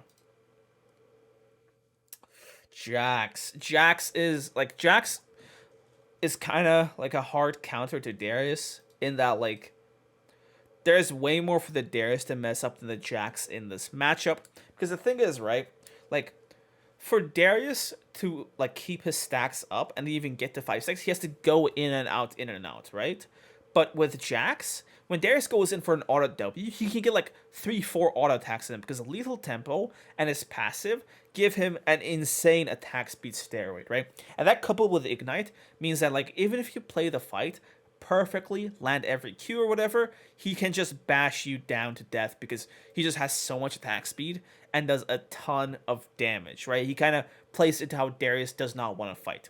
Now, winning against Jax is purely wave control, because you want to make sure that the wave is just outside your turret, whether that's a freeze or like a, some sort of a slow push, whatever, right? Well, slow push is going to be temporary, but make sure the lane is outside your turret, because when you try to Q Jax, he can just Q jump into you and start a fight on his terms, where you've missed a Q and you have to waste an E to make sure he doesn't kill you, right? But if he's around your turret, he can no longer jump on you. Why? Because if you just walk back, you E him into your turret and he is dead. Okay? So freezes are your bread and butter here. Okay? Now, if the Jax counter strikes, right, and he jumps on top of you, you gotta E him and walk away out of it. You do not want that counter strike stun. Every single auto attack he gets on you is more damage for him, so you do not want to give him those for free. Kite. Use your ghost to the maximum. Okay? Flash Qs are nice and all, but you mostly want to use your flash Q to predict his flash into your Q. You get what I'm saying? Like, you're not gonna need to outplay an ability, but the Jax player is smart. Once you Q to end the fight, he's gonna flash into you. So you want to just Q to like avoid that, hit it on him and kill him using that, basically. Okay. A trick I like to do is I walk into melee range, so he thinks he's already dodged my Q, and then I flash to reposition it. That's what I do against high elo players, because in high elo, everybody knows the whole Darius flash Q thing, but because I do it like this, the starting position is that I've missed it. Instead of just like let's say they're standing here, and this is my Q range. So the one flash position that will land my Q is here, right? There's one potential spot I can flash Q, so it can be countered. But because I'm starting off like this, my Q is a circle. I can flash in like any one of these like positions and land the Q, okay? And this basically makes it near impossible for the enemy to like either dodge my Q, or if they predict that I'm gonna do this, they're at most going to just flash in a direction and just like they're not only gonna dodge my Q, but they're also gonna put them out of range to attack me. So it's kind of like a disengage type beat as well. But yeah, that's the trick I do. You guys don't have to do it, but you know, just be aware of the fact that some players are sentient about Darius's tricks. So yeah, build wise, Tabby's is great. Bramble's kind of good, but the thing about this matchup is that it doesn't matter how hard you beat him early. Once he gets Divine, once he gets Bork, he just kind of beats you. And at that point, he does not have to think at all. Just no thoughts. Just you can put a bot instead of him, and it'll still get the job done because he heals so much. Because he gets a lot of auto attack stuff. He also uses the Sheen really frighteningly well, like Camille. Well, Camille uses it better, but still he uses it really well. So, like once he gets Divine Stutter and Bork, he just beats you in the side lane no matter what. But a trick I've found to work against him, and this is like really slimy, is Anathema's Chains. If you build Anathema's Chains and you point it on him, you just straight kill him, okay? Unless he's like 3-4 kills ahead, where at that point he's got 2 items and you're just Anathemas, yeah, of course it's not gonna work. But if you're just behind, or like, you know, you got a bunch of gold to play with, but he has his items that beat you, and you want a side lane instead of team fight, because again, you don't want to go Anathemas just against Jax if like you're gonna team fight, okay? Because there's someone else in that team fight who's gonna beat you. If you're planning on side laning, planning on split pushing, planning on beating this guy in the side lane after the laning phase, they get Anathemas. This works doubly well if they have like a strong hyper carry or something, because you can outside of lane point it on them instead, like in a team fight or something, and still make use out of the item. Okay, but yeah, Anathemas is like the cheat code to this matchup, but be very careful because if you're not gonna use it, aka you're gonna fight team fights, you're wasting your gold because you're fighting team fights. You're not gonna beat this guy in a side lane anymore because he's made the side lane. You're not really made the side lane. You're made to bash people's brains in team fights, or that's like your ideal state. Okay. Oh, Jayce.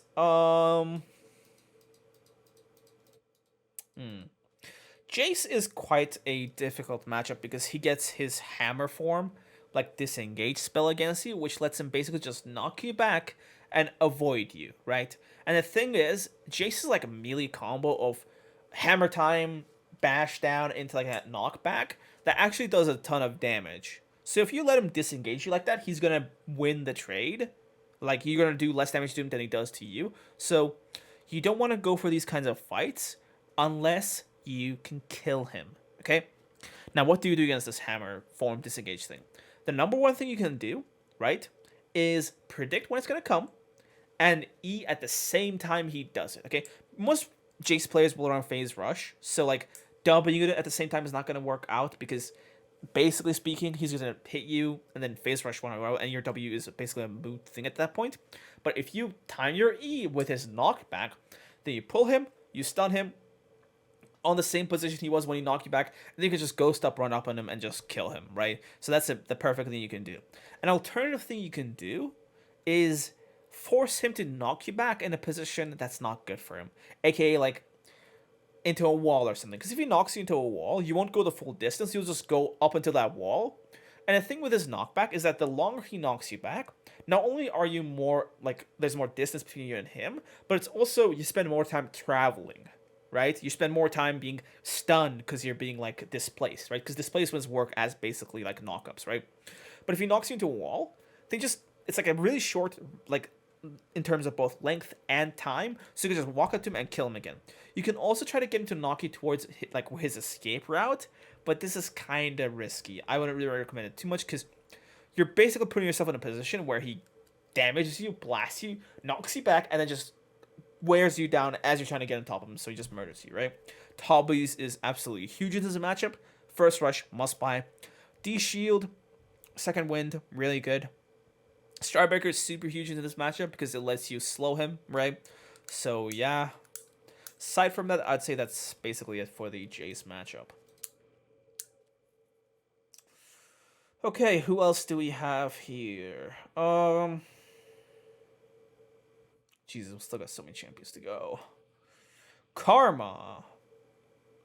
I'd say Karma is like a difficult matchup. I'm just putting her here for like support champions, but basically speaking, when you're up against Karma, you want to basically try not to get tilted. Okay, that's the number one thing. Do not get tilted. The champion doesn't do that much damage. The champion CC isn't that frightening, and her shield is annoying, right? That's her purpose in top lane. She's there to annoy you. So what you want to do is like try not to get annoyed and keep a cool head. That's priority number one. Okay, let's say you got this, right? You did this. You're cool. What are we looking for to beat her, basically, right? Now, most Karmas aren't going to run phase rush, right? So you can actually use your W to keep her in the fight. What you want to do is E her, but keep your W, okay? You want to keep your Ws. Why? Because the second you actually catch the Karma, she's going to get that tethering thing on you and stun you, like, and root you. Not stun you. She's going to root you. What you want to do is E her, auto, Q, auto, and stay in melee range with her. And the second the W is about to stun you, you press W, and then you land it on top of her, right? And the thing is, right, if you're ghosted, the stun, the root is going to last as long as your W is slow. So if you're ghosted, you'll be able to catch up to her and finish her off. Stridebreaker is such a into this lane, because all she does is run away. And if you just stride slow her, it's like you catch up to her and put her down, right? So that's good. Overall, just get like D shield second wood and don't get tilted. That's the most she's gonna do, right? So yeah, Kayle. I'd say Kayle is kind of like she's kind of a skill matchup, but it also depends on the state of the game, right? So first off, Kayle wins level 1. Right? Like, don't ask me how, don't ask me why God, why Riot. Like, I've talked to one tricks of other champions that play champions that are like actually good level 1 and high elo, and they're like, bro, I don't know, man, Riven just beats me level 1. It's unbelievable. Not Riven, Kayle. Kayle beats me level 1. You know, it's like she beats everyone level 1. It's crazy. Okay? So, level 1, don't fight her. Rank your Q, because she's still melee, right? Until level 6. So rank your Q. Poke her when she's trying to CS, okay? Do not go into a W meat fest against her, because she will beat you level 1. But that stops after level 1. From that point on, you basically beat her until she gets like 2 items, okay? So just like try not to try to keep your wave on your side of the lane, so that once she slows you and then she gets her move speed, you can still catch up to her and kill her. Try to make sure to understand that her wings aren't a part of her hitbox. That trips me up a lot, because like her wings come out like so wildly, but they're not actually part of her actual hitbox. I miss my E's a lot because of that. Just be aware of that. In terms of builds, again, this is one of those matchups where if she gets to a strong state, it doesn't matter what you build against her, right? So just like you kind of want to just play it right instead of relying on some build to save your bacon, I guess, as the Americans say. Starbreaker is quite good into this matchup. It keeps her in place. Triforce is great because it lets you one-shot her. And the thing about this matchup is that you're probably not going to land like an ultimate, right? Because you're going to block it with her ultimate. So you want to make sure to try to like either ult to get it out so you can execute her, or with your other abilities, or ult early to get your 5 stacks ASAP, right? Because if you ult at 4 stacks, then Akali's not going to expect that, and it's just going to let you like get your ultimate damage off, right? The thing about her ultimate is that towards the end of it, she gets like this brief period of invincibility, but she can still auto attack you, okay? So this is the point they want to wait for, right? At this point, if you have an E, use it, stun her, kill her. If you don't, make sure to time your things properly to actually land it as soon as their ultimate invulnerability comes out. Because I've seen so many fights against Kayles in my coaching students where they land their abilities, but it's like just as the ultimate's about to go out, they miss the damage. Kayle just like a Mong, and then just kills them, right? So it's like, you wanna time things properly, okay? At the end of the day, this matchup is quite like, it's an easy matchup to win initially, but it's just she is gonna scale up eventually, and it's like you better have won the game at that point, because like if you haven't, Kayle is a legitimate win condition for her team. Kennen. I'd put Kennen in the skill matchup because it's like Gnar in that it's completely just super boring. So nothing's gonna happen if he plays it properly. He doesn't do that much damage as like poke, so he's not even like a threat, right? So obviously, if you just tank everything, you're just gonna get murked. But you know, if you just play with your D shield, make sure it ticks and gives you all the health before you go back in, you should be able to like just be mostly like 80-90% HP like throughout the entire lane, right? The big thing to understand into this lane is how his lightning rush works, right? Because when you pull him, right, he lightning rushes, and then he stuns you, and then he runs away. Okay, you don't want this to happen, so you want to either start the fight with a ghost, run up to him, line a W on him, or what I kind of do is I just start the fight with my E, right? Auto, Q, same deal against Karma. You W as soon as he stuns you with his E, right? You want to time your W with his lightning rush. Because if you don't, he's going to lightning rush and he's out of there. But if you do, he's slowed in his lightning rush. So once you come out of your like stun, you just run up to him and kill him, right? And the best part is, even if he ults at this point, the stun is going to be way shorter. So you can like just kill him for free, even dive him. He doesn't have that much stats. So he should be able to like just get murked by like an ult and then bleed to death, right? With your passive. Merc your treads. They are the number one thing you want into this matchup because not only is it MR, not only is it move speed, but it is tenacity. Tenacity is your bread and butter into this lane, okay? The higher tenacity you have, the more farmable this guy is because his stuns are his only defense mechanism against you, right? So don't get stunned, use your abilities properly, and you should be good to go from that point. You don't really need to build anything specifically. If you want to keep farming him towards the end of the game, in a silent or whatever, you can just go Strikebreaker. But the thing with Kennen is that like he never becomes a silent threat unless you fed him like Garfield or whatever. So it's like, like just build whatever you would build normally, right? But you gotta get Merc Treads, or at the very least pack a lot of tenacity in your runes. But I'm not a big fan of this because Merc Treads you get 30% like that, but in your runes you gotta actually wait for the tenacity to come in. And flinching is good, but it's only good when you're lower health, right? So, yeah, it's not the best. Kled. I'd say Kled is mostly a skill matchup. And it depends on the skill of the Kled and, of course, you, the Darius player. Obviously, that's what skill matchup means. Now, number one thing. Dodge his Qs. Okay? Dodge his Qs, dodge his Qs, dodge his Qs. Because if he lands his Q, he gets all of his auto attacks off on you, okay? And the thing about this guy is that if you can let him get every single W auto attack off on you, you are boned. Because the thing about this matchup is that he has so much more health to work with than you. Like an infinite amount. Like, it's like level 6 and he has like 2,000 health or like something ridiculous. But I'm pretty sure like in actual practice, it's not even that like crazy, right? It's not even like that crazy guess that I gave as hyperbole isn't even that far off, right? He has so much health to work with, right? So if you're going for short trades, you want to land your Qs, but dodge his Qs. He has more health to work with than you, okay? Don't go for equal trades, go for winning trades. Now, you don't want to go for short fights. Again, he has more health than you. If you're left half HP and he's left half HP, he not only has more health overall, but he also has his Kled form to work with. So what's he going to do? He's going to go in. He's going to lose his default form because he's going to attack him. Then Kled form, hit you 4 times, shotgun. He gets his form back with a Scarl, and he just kills you, right? You don't want to let him do this.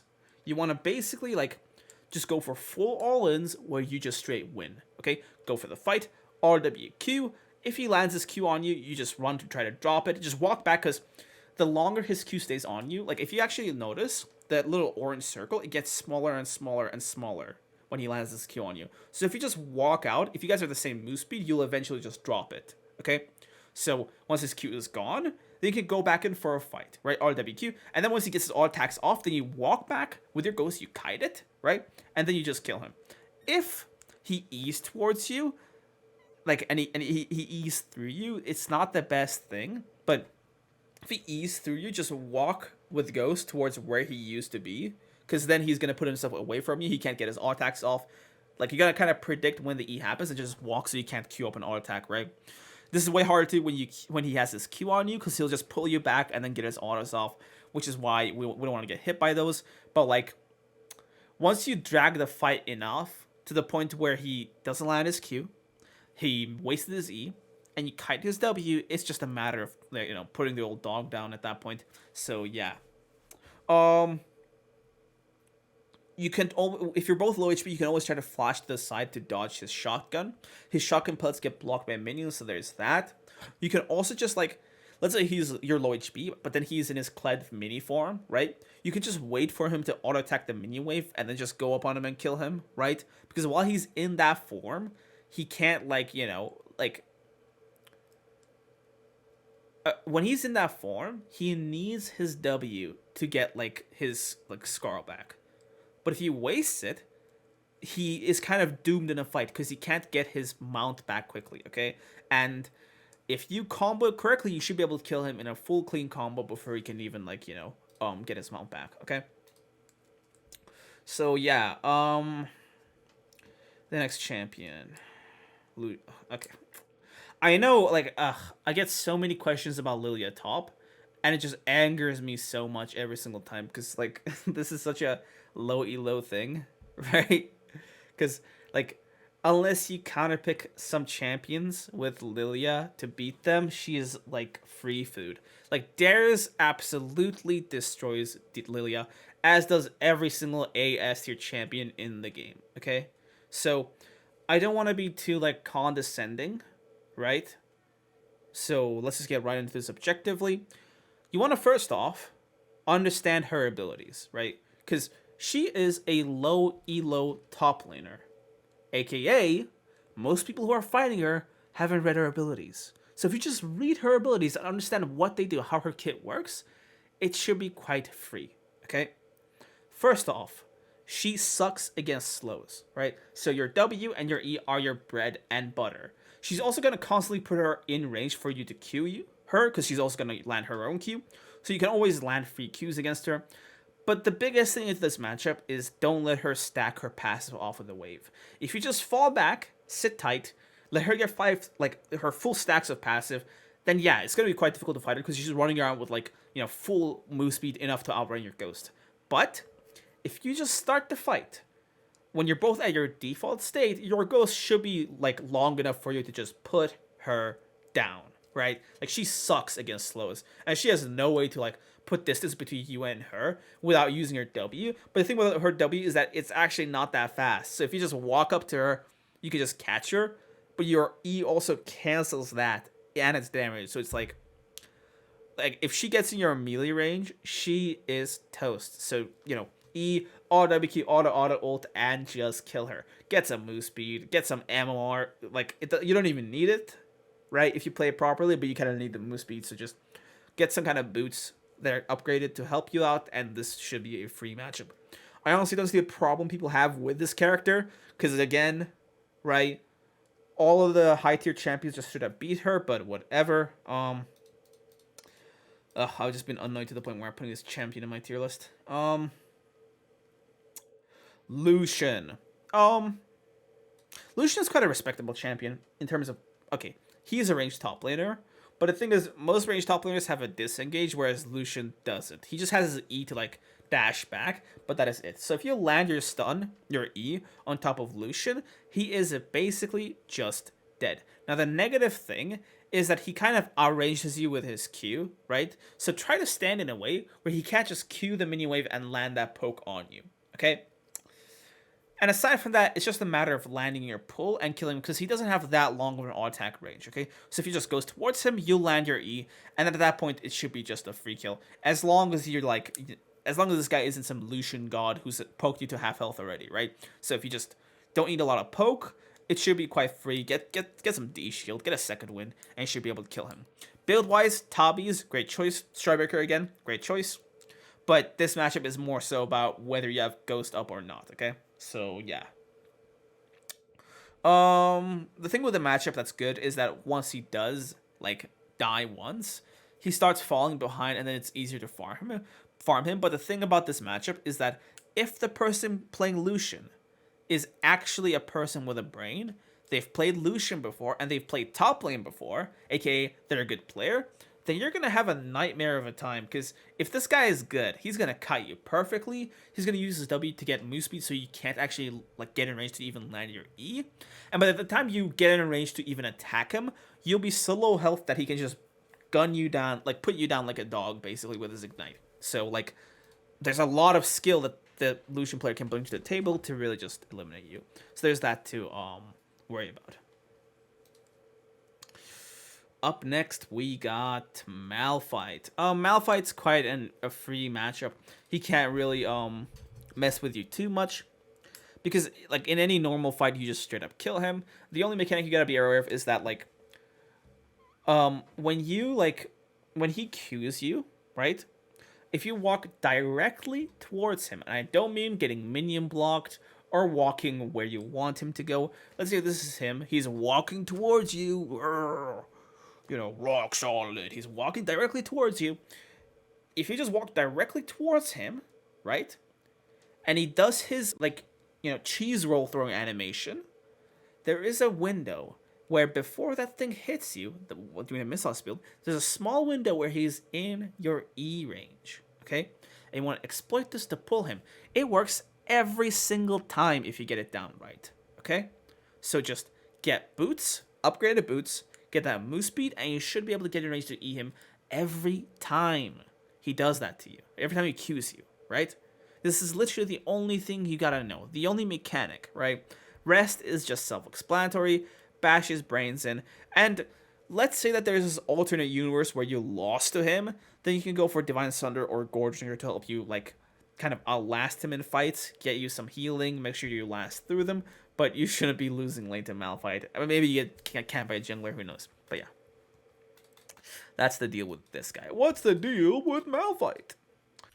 Alright, up next we got Maokai. I mean, this is quite self-explanatory. There's nothing really to struggle with in this matchup. This is like the freest it's ever been, and Maokai is honestly quite a horrible champion right now. So you really shouldn't be losing to Maokai at all. Mordekaiser. Now, Mordekaiser used to be way easier as a matchup, but I feel like as they buffed him over time, he's gotten stronger, stronger, and stronger, and stronger to the point where the Mordekaiser Darius matchup is more so a skill one rather than a Darius-sided matchup. Now, I personally think that it's still Darius-sided, but the Mordekaiser can win it, right? So, I guess I'll put it in an easy, right? But it's kind of like, it's more so skill, it's more of a skill matchup in Darius's favor rather than an easy matchup straight up, okay? So the main thing that, like, you know, Mordekaiser does to win this lane is that his Q outranges you, so he can just poke you down with it and kind of get you low HP to the point where he can just straight kill you. And also, if Mordekaiser fights in his ultimate, he just straight up wins, because not only does his ultimate give you a ton of your stats, and this is quite important because Darius wins a lot of fights due to just the sheer amount of stats he possesses, right? His stats are a big portion of him, and with those stats being kind of gone, right? Not only does he lose those stats, but Mordekaiser gets them, right? So the fight is already skewed. But on top of all that, Mordekaiser gets solo Q, not solo Qs, but like, you know how he gets more damage when he hits a single target with a Q? So in his like ultimate realm, he can get single target Qs off on the Darius without you being able to like maybe get near minions or whatever to make sure it's not the maximum damage, okay? The general idea is this. Level 1, the matchup is quite risky, but from level 1 until level 6, you can basically kill him, like, you know, for free, right? He can't get his solo Qs off. If he pulls you, you can kind of, like, quite easily dodge it. And sometimes, because you already beat him at that point anyway, you can just step into his E when he's trying to pull a minion or something and use that as a gap closer to then pull him and kill him. So that's a trick you can use, okay?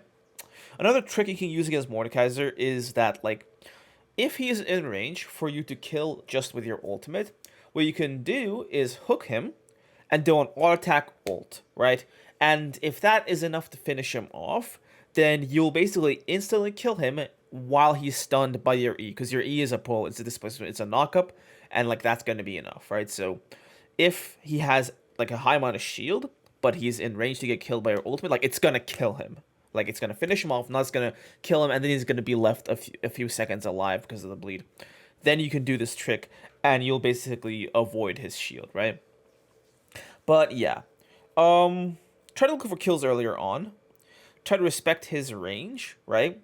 Try to put the wave in a position where you can go for fights against him and not just get poked out, because again, he does outrange you.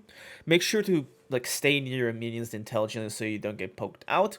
And a huge thing is to get QSS. Now I know it sounds kind of stupid, right? Because we're top lane, we want to beat this guy, but in reality, Mordekaiser just straight up outscales you eventually, right? It's like the rule of nature.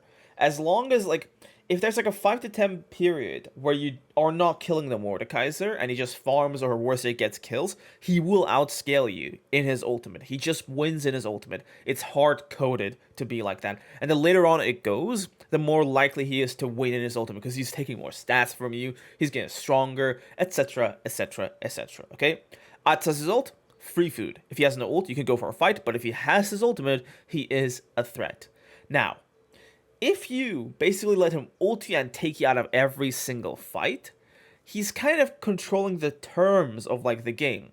And the thing about that's bad about the matchup is that you don't have Zhonya's or whatever, right? You're just Darius. So if he gets in melee range with you, he lands a hook and then he presses Q and starts ulting, then you're kind of out of commission for that entire fight. If you have QSS, you can actually start playing the game like a normal human being and carry team fights. And the best thing you can do is if he ults you, you run towards him, get 5 stacks, and then QSS out and one-shot his whole team, because he just gave you a free 5-stack passive, right? So, yeah. QSS is, like, my personal thing I go into this matchup, but, like, again, you gotta kill him before level 6, careful level 1, just keep all the other advice into consideration. Overall, this is like a skill matchup that's Darius-sided, but it's still kind of winnable for the Mordekaiser, and I think it's a bit impossible to play in low elo because people don't know how the matchup plays, but if both players are good, it's Darius-sided. So yeah, I'll put him in the skill matchup, but like, this is one of those matchups where it's like, I'd rather put him in like easy-ish, but it's like there's still something he can do to like win, right? Okay, up next we have Nasus. Nasus is quite an easy matchup, but he does just outscale you eventually. It's the same-ish problem with Kayle, except he outscales you a bit sooner. And, like, it's all about how much you can do with, like, your early game lead, right? You will always get an early lead on the Nasus, right? It's just inevitable.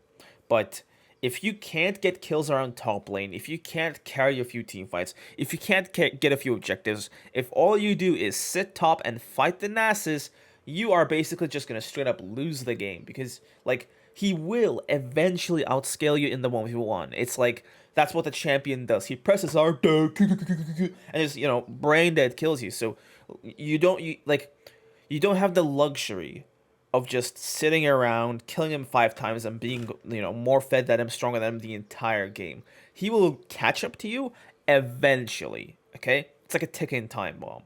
So you gotta, in this time, make use of the lead you get from him. Get fed off of him, and use your strength to either go invade the jungle, kill the enemy jungler, go help your own jungler if they're getting invaded, maybe some river fight, maybe fight around the dragon, help out something there. Mid lane is a great choice for a lot of kills. Just look on the map for opportunities, right? Because, like, the thing with Nasus is that he kind of sucks against a solid backline. So, if you have, like, a DPS champion that's pretty good and has a high enough range, like a Kog'Maw or like a Jinx or something that just straight up counters him like a Vayne, then, like, if you can kind of hold the game on your back enough to the point where this backliner or this DPS source gets going, then, like, yeah, the Nasus will outscale you in the 1v1, but that does not matter, right? Because he just gets killed by your backline, and in a team fight, he's just a free source of 5 stacks. So, like, try not to think about the game in the whole top lane 1v1 sort of perspective, and just try to be more accepting of the larger general game, right? Overall, this is quite an easy matchup for Darius. In terms of how you fight it, Nasus does quite well into Darius because when Nasus ults, he gets such a massive injection of stats, in addition to him having like a non-existent Q cooldown, which lets him basically not only tank Darius' damage, but also dish out a ton of damage. Now the weakness of him comes in that one, without ultimate, Nasus can't fight at all. He can't do anything, right? So if Nasus has his ultimate down, go for it and just kill him, right? And two, right? Once his wither is over, you can very easily just kite him and just get away from him, okay? So it's like, these are the things you gotta keep in mind, right? When he ults, you either try to kill him, or you try to back off and bait the ultimate, right? These are two options. Let's just get into each of them.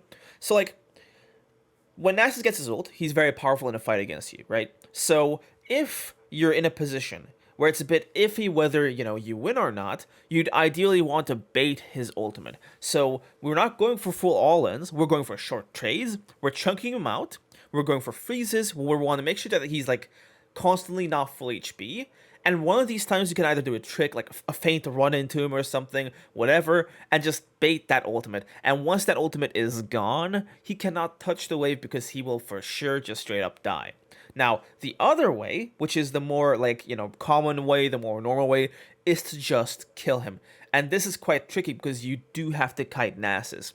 He becomes from this, harmless dog to this, meat grinder when he has that half cooldown of Q, right? Because, he just does, even if he has, 100, 200 stacks, he can keep, doing it. He keep using Q, keep using Q, and the longer you're in melee range with him, the more you're just going to be in danger, right? So we're looking for that full kiting action. Use your E, use your W, land your Qs. I cannot stress this enough. Land your Qs into this matchup. And just, kite him, go back in, out, and then just go back in one more time and finish it off with your ultimate. In terms of build, they don't really matter. Stridebreaker is amazing into this matchup. It just helps a lot. Even against, the later portions when he is level 11, 3, 400 stacks, it helps you actually kite him and kind of negate some of his wither annoyingness. So Stridebreaker is a godsend in this matchup. But you don't really have to go it. You can go other items too. It's just that for this matchup specifically, Stride is the best. In terms of rune selections and just items that specifically help you with this matchup, you usually want to go D shield and second wind. I know it sounds stupid because I'm supposed to be ruling over the lane, right? He's supposed to be the one who's behind. But Nasus has his E, right? Nasus E is super high range, and the damage isn't crazy, but it's annoying, right? And you, because of this, you have to have the, HP regen from the D shield and the second wind to really make up for this poke, right? So you want to have those in your back pocket, and don't worry about having the extra meat from the D blade, because you don't really need it, right? You kill him anyway. It's better to have that sustained with you so that he can't, in case he is a smart Nasus player and he goes Emax into Darius, he still can't push out of lane as easily, right? So we're kind of preparing ourselves for the worst case scenario where the guy, Nasus player with a brain, woo! But yeah, we're just preparing for that, scenario where he is smart, so you're not, just destroyed out of lane. There is, a few tricks you can do in terms of builds. One, you can run Phase Rush. Now, Phase Rush is absolutely just crazy into this matchup because you basically, avoid the one thing that turns your life into a nightmare, which is his W Wither, right? When that's gone, this matchup is so easy, but putting him down is going to be infinitely harder, okay?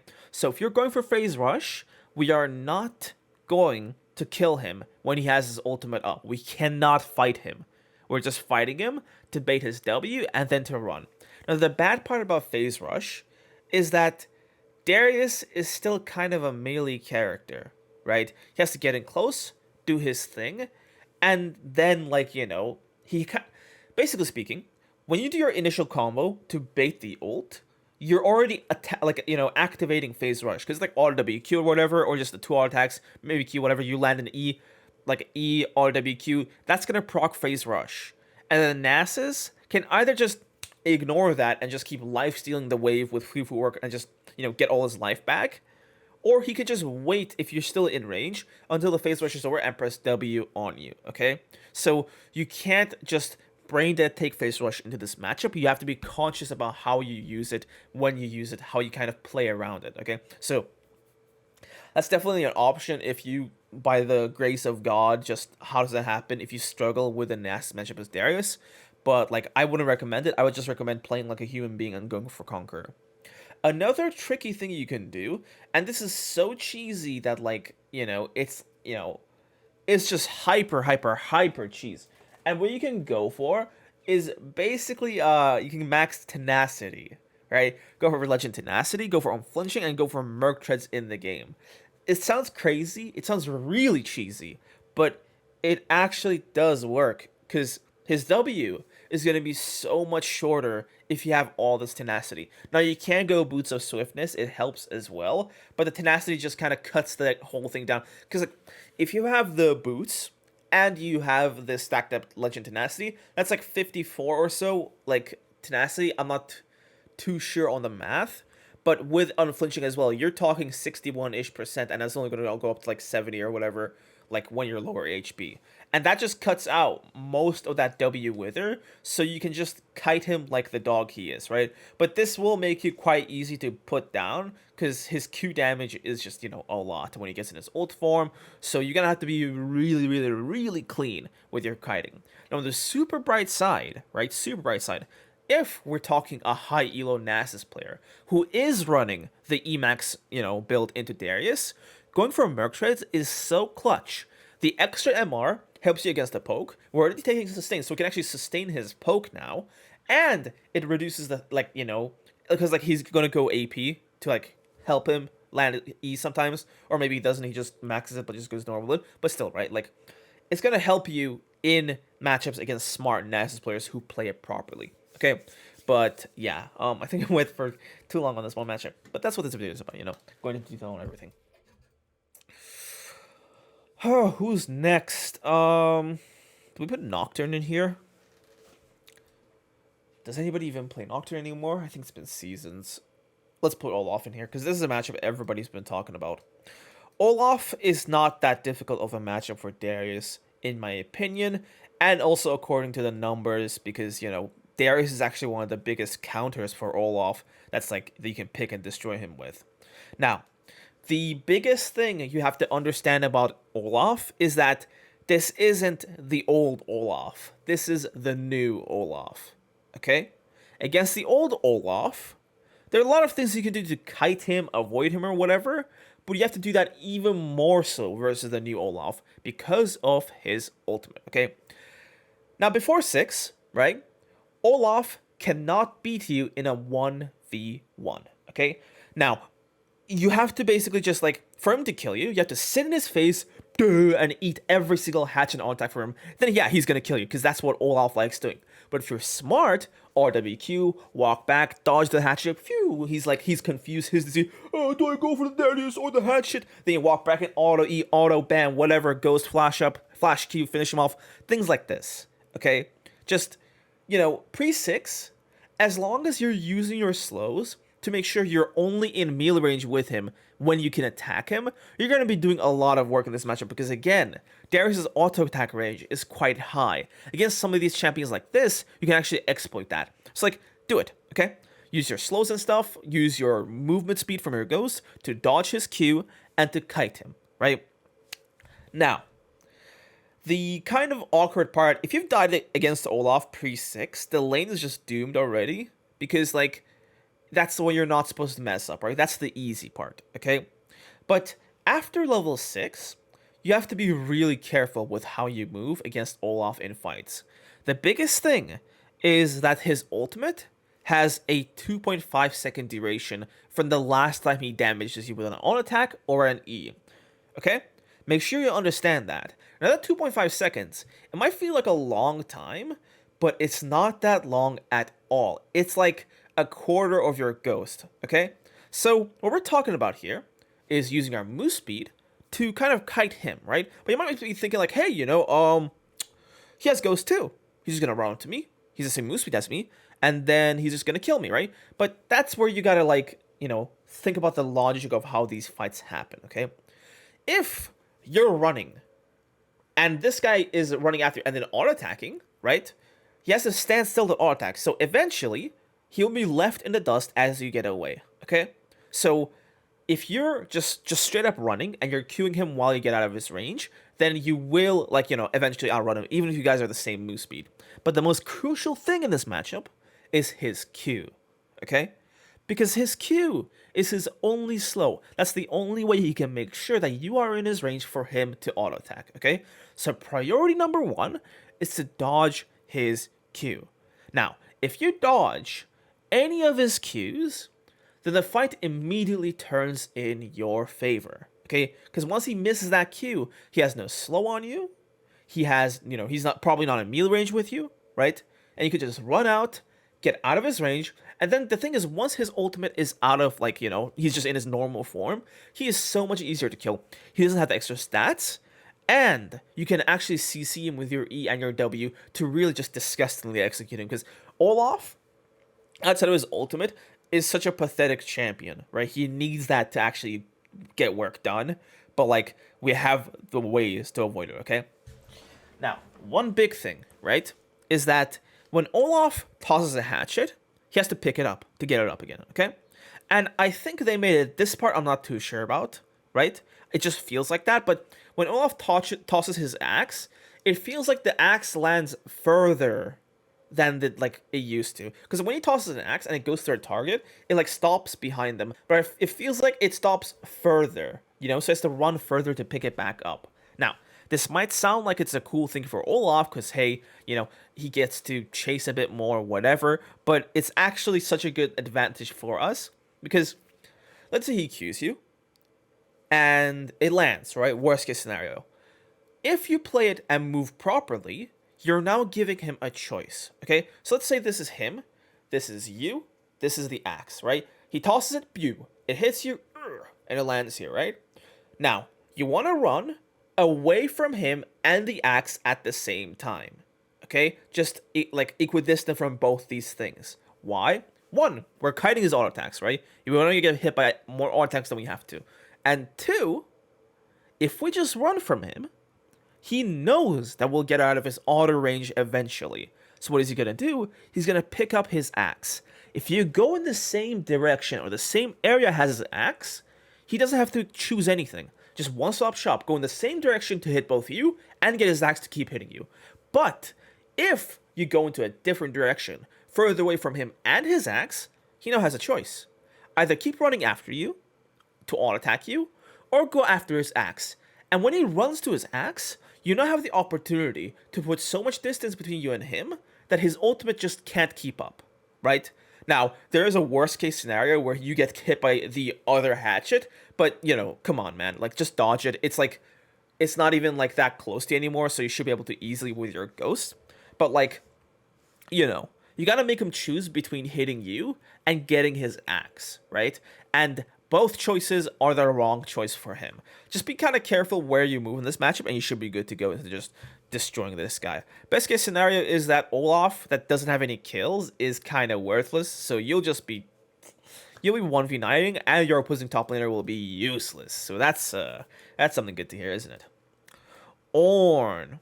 I'd say Ornn is a skill matchup, but the default state of the matchup is just complete boredom, because Ornn kind of outranges you with his Q, right? The natural state of the matchup is just him Q spamming you to death. That's it, okay? If Ornn W's you or does anything else, he's allowing you to counterplay him. So the best Ornn players, and I know from experience, unless you int, they're just gonna sit tight and just Q spam you to oblivion, okay? Now, Ornn is also quite annoying in that he actually has lane sustain, and you might be like, hey, he doesn't get any healing, but he can buy stats from the shop. So, let's say you trade him, right? And the guys go like corrupt pot cookies and stuff like that anyway, but let's say you chunk him out for a bunch of damage, he's gonna buy a ruby crystal, and now he has health back. And this is another bad part of this matchup, is that by the mere, thing of just staying in lane, he's going to be ahead in terms of gold because he can shop wherever he wants, right? So, if you guys don't recall for a while, then he's gonna go shop in lane and is gonna be like 1k gold upon you, right? Which you really, really, really don't want, okay? So like, and sometimes you can't really help because of the wave, but it's just, what you're up against basically, okay? So, what do you have to do to beat this matchup? First off, right, do not get destroyed by some short trade. What an Ornn player is going to want to do is he's going to want to Q you, W you, auto attack you, and while you're getting stunned by that, hammer clap thing, he's going to E back, right? That's when he's going to use to E backwards. And when he does that properly, you're not going to be able to actually pull him after that. Like, he's just going to be out in no time, okay? Given this situation, there are kind of multiple ways you can play it out depending on the Ornn player himself. But the big thing is, if he's on your side of the lane and you have Ghost, you will just straight up kill him, okay? That's what you got to remember, okay? Make sure you just don't get Ornn comboed or whatever, because Ornn can just get with one combo, you can get 3 procs of his Brittle down, and that just does so much damage, it can kind of just sometimes one-shot you. But you got to use your Ghost to basically sidestep things, kite his clap damage, because again, that's all of his damage, just the Brittle procs. So if he lands his W on you, you can just kite him away from him, and then he's not going to land it anymore, okay? So that's a big thing.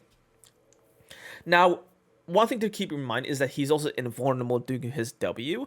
A good Ornn player is going to expect you to whenever you're going to go for an obvious hook, he's going to W first. And if they're really good, they're going to save it for his ultimate. Because the big trick against Ornn is that if you pull him while his ult, goat thing is on its way there, and you pull him before he can ult it back to redirect it on top of you, then he is not going to be able to redirect it. Okay? So if you pull him and he's stunned and the goat is gone, he's just not going to be able to actually use his ultimate for damage again, or CC. So this is the biggest counterplay to Ornn players that are kind of bad at the game. Good Ornn players will save their W for their ultimate to make sure you can't do this, but that's a different kind of battle, right? With his W, you kind of have to understand how it goes, right? Because when Ornn Ws, he kind of slowly walks forward, and then he does this W thing, and he does one more breath that's a bit longer range. But the hitbox of it is kind of like a trapezium, like a kind of a cone, but like a very wide-ish kind of cone, right? So there are multiple ways you can run to avoid it, right? One thing is for sure, if you run just directly away from him, his W will still land on you, and he'll land every single tick of it. So even if he doesn't get that Brittle proc off, it will still do a ton of damage. Where you should be looking to run is to the sides of him, right? Unless the Ornn has you directly in the center of his W, you can just run to the side of him, and you will dodge that W Brittle proc. And this is even easier to do if you're already in motion. If he used his Q to slow you, and then he's going for a QW Brittle auto disengage, then you should be looking to either W him, right? Start your W as he does a clap thing, or start your E after he's done with his W, right? A trick you can do is go for an E RWQ or just an EWQ and then try to kite him so that he can't get his W Brill auto off, and then you can, walk behind him as he's just eating away, go for the kill, whatever. But that's kind of, it kind of depends on how clean you are, so there's that, but still though, right? Number one thing against this matchup, not on one, but one of the main things in this matchup is just don't get hit by the Brittle auto attack, okay? Dodge it, dodge the W, it's not that difficult. And the funniest direction you can actually run in to avoid that Brittle auto attack is just directly through the Ornn himself, okay? I know it sounds crazy, but Ghost lets you pass through units. So if you've Q'd him and you're all up in his face, and you're ghosted, the second he starts W, just run towards him. Because again, when he Ws, not only does this flame breath, but he walks forward a tiny bit, right? Not much, but a tiny bit. But you're also walking through him. So if you do this, you're very likely to avoid the final proc of his breath. And if you want to be super safe, let's say this is him, this is you, right? And you guys are all up in your face, and he does a flame breath ghost. You don't just run through him, you run a diagonal, right? Because that is the geometry of the shape. To get out from this A step, you gotta run in this kind of direction. I hope that made sense. But yeah, you guys get the point, right? So yeah, honestly, he just kind of plays like any other tank in fights and stuff, he just has so many advantages to work with in terms of outranging you, right? He's got his ultimate, which sets up ganks really well, and he gets free items in lane, which gives him sustain and stuff. So, like, against an excellent Ornn player, this matchup is going to be super, super boring and just, like, you know, annoying. But, you know, against a worse Ornn, it's just going to be another tank matchup you stomp as usual.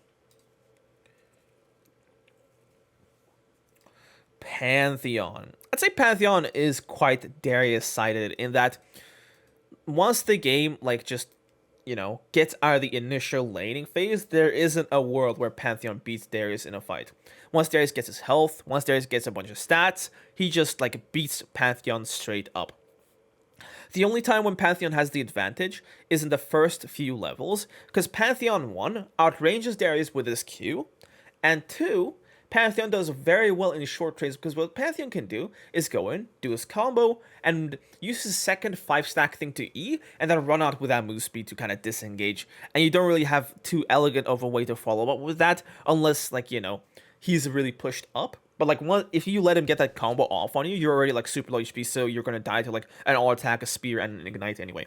So, like, Pantheon is really good in the early lane, but you kind of have to just pay attention to your own power spikes, okay? Level 3, if you can dodge his Q Spear, and they made this easier because the spear is thinner now, if you can dodge his Q Spear, then you can very easily just kill him, right? And if he wastes his, like, 5-stack, like, you know, ability, like he wastes on a Q or something, that should be like a, you know, the green light to go ahead and fight him, because if you let Pantheon fight you when he has a fully stacked passive, then you're going to probably get destroyed in that trade/fight, because he's not going to get one stack only. He's going to W, 3 all attacks, Q, whatever, and he's going to get another empowered ability off, whether to disengage or to just put you down, okay? So you don't want to fight when he's, like, you know, he's doing the thing he wants to, which is make sure to get 2 empowered abilities. You want to fight if he misses, or like if he wastes, or if he just, like, uses somewhere else, whatever, right? When his passive is not fully stacked. That's a big opportunity for him to go for a kill, even earlier on in lane. Other power sparks are like level 6, because Pantheon does not get a combat ultimate. He gets an ultimate that's more of like a utility roamy thing, so, like, you should be using your own, the fact that you have an actual, you know, battle ultimate to actually just beat him up. And other power sparks just include your normal recalls, because if you just buy armor into Pantheon, he can't really do that much. Just the ninja tabis, and you should be able to beat him in the fight just no problem. So yeah. I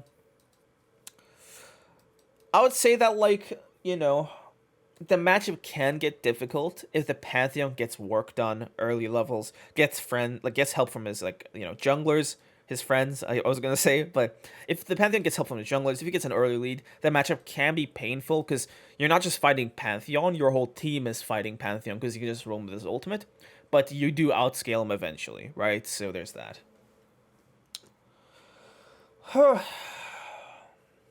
Poppy's honestly, like, she's a free matchup, but if you underestimate Poppy's damage and just face tank what she throws at you, you will very quickly just get destroyed, okay? Poppy is very good with short trades, because her Q and stuff actually slows you while it does its damage, so you can't just quite easily, like, catch up with her in these kinds of fights. And she also has her passive shield to use in these short trades. And if a Poppy is really smart, she's going to walk up to you inside your minion wave, attack you, grasp proc, whatever, and then, like, do that knockback thing, I think it's her E, into one of your minions, so she gets, like, a free disengage. I don't know, but, like, I don't know how to describe it, but you know how she can, like, push a unit, and if it hits a wall, it just stuns that unit? He can basically walk into you, hit you, and then push one of your units towards her turret, which is, like, her safety, right? So she's using that ability as kind of like a gap closer. What I'm trying to mean to say is that, like, there are a lot of tricks that a Poppy player has at their advantage, at their disposal, to really mess you up in lane and win fights. And if you fall for enough of these tricks, you will eventually get grounded up and eroded, and she will kill you, okay? But fortunately, if you just, you know, don't fall for the tricks, throw a Q in there or two, dodge her, like, hammer pound things, right? Don't stay in those. You should eventually just wear her down, or at least put her in a position where you can just straight kill her. A big thing that is important to keep in mind is that do not let her push you into a wall and stun you, because she's going to set up a lot of her damage with it. The main issue with Poppy is just her ultimate, is that like, her ultimate kind of, blocks you from doing that well in team fights, because it just, sends you to Narnia, it just kind of cancels you out. So there is that whole thing to worry about, but yeah. Quinn. I do not like this matchup. Quinn sucks really hard for Darius, because not only does she have a lot of move speed, she outranges you, she can mess around with vision to cancel your ultimate, but she also has a disengage that not only works as a disengage, but it also gap closes her away from you. Okay? And the thing about this matchup also is that a lot of Quinn players go like Gale Force and stuff. So like once she gets that item, you're basically never going to be able to kill her again, because she's just way too much, like, just for you to keep up with and put down. Okay? Now, the matchup actually is easier earlier on. I know it sounds crazy, because once level 3 hits and you land like a pull, you do kind of beat her in a proper all-in, okay? It's all about landing that first hook. If you miss it, yeah, say goodbye to most of your health, but, like, if you land it, you do beat her most of the time. The main issue comes in on that, like, a smart Quinn is just going to stand back, farm her the lane, poke you if you mess up, and then she's just going to rely on her ultimate to go all the way around the map and just carry the game. And unlike Akshan, her roaming is so fast that you can't actually punish her. Because, like, she roams with so much move speed that she can go, participate in that fight, and then come back top before you've even gotten plates. Okay? That's how much power, like, mobility is in this game. She just roams like crazy. Okay? So it's like, unless you've killed her 1 to 2 times in lane, which is really difficult to do against a Quinn that's like sentient, she's basically gonna 1v9 the game and be in every single fight that you are not. And you are playing Darius with Ghost Flash and not Teleport, so you're even more useless. And don't tell me, what if I took Teleport Ghost into her? Like, that's not gonna make up for a man. Teleport's only useful until like minute 14. And like by that time, if she's not fed, then she's just stupid and she's not gonna get fed anyway. But like, she's not too much of a problem in a 1v1. It's just that her sheer impact on the map can potentially be infinitely more than yours, okay? A Quinn will almost always gap a Darius completely. In terms of builds, a Tabi is basically enough, but by the time you get Tabis, you're already stronger than her in the 1v1, but that doesn't matter, okay? You can't catch her, you can't match her, you can't do anything. The best you can kind of do is like show up the big important fights and peel your team, and then like try to maybe get a play or two, but she's not going to let you do that, is she? It's like, it's not like a matchup that's super difficult to fight in a 1v1, but it is a matchup that's like, like, I would say Quinn is straight up the worst matchup in the game for Darius, because with a lot of the bad matchups, at least they're like an isolated issue, right? But with Quinn, like, she's not an isolated issue. She's an issue for your whole team, and you can do nothing to stop it. Okay? You can't do anything. Unless the Quinn is a complete moron who's never played Quinn before. If she has arms, then you're just gonna get gapped. I'm sorry. Like, in an ideal world, I would be permabanning something like Quinn. Because, like, like I said, it's just, you can't do anything to stop a competent Quinn from getting fed on 1v9 in the game. Right? Except kill her a few times earlier on, but it takes the right fight at the right time. She gets a few kills, and she becomes a monster anyway. So yeah, not a matchup I look fondly upon. Renekton. I love this matchup so much because most Dariuses would beat most Renektons, but the best Renektons are so fun to fight, it's crazy. Because this champion takes so much skill to play that it's like, every time I get like a Renekton locked into me, I'm like excited. That like, oh my god, my favorite matchup in the whole game. And every time I get a kill, I'm just disappointed. Like, hey man, like, play well. I want this to be fun. But aside from that, let's just get into the advice on actually how to beat him. Renekton has a lot of tools to work with. Okay, number one, this is one of those champions where you know how his E works, where if he dashes through a enemy unit, he gets another dash. So if you are chasing him, let's say this is his turret, this is him, this is you, you're chasing him, you want to make sure that like he can't stun you, go behind you, and then dash through you like that. Or if you're just like, on like asleep, you don't walk in front of it and just give him that free double dash, okay? You don't want to let him do that, okay? You want to keep it at arm's length and keep him ideally in between your auto attack range and your Q range, like the Z, your inner Q and your auto Q, like just your auto Q range. So you want to keep him around there, not too far so you can actually kill him, not too close so that you can actually kite his auto attacks, right? Renekton actually does a ton of damage, so there's going to be quite a bit of kiting you're going to have to do when you're fighting him, especially when he's in his ultimate, because when Renekton has like his ultimate up, he actually does an underrated amount of damage around him, and he gets his empowered abilities faster, which are really frightening, and like, you know, he's just stronger, more stats. So that is one thing you got to basically keep an eye out for. Just kite him properly.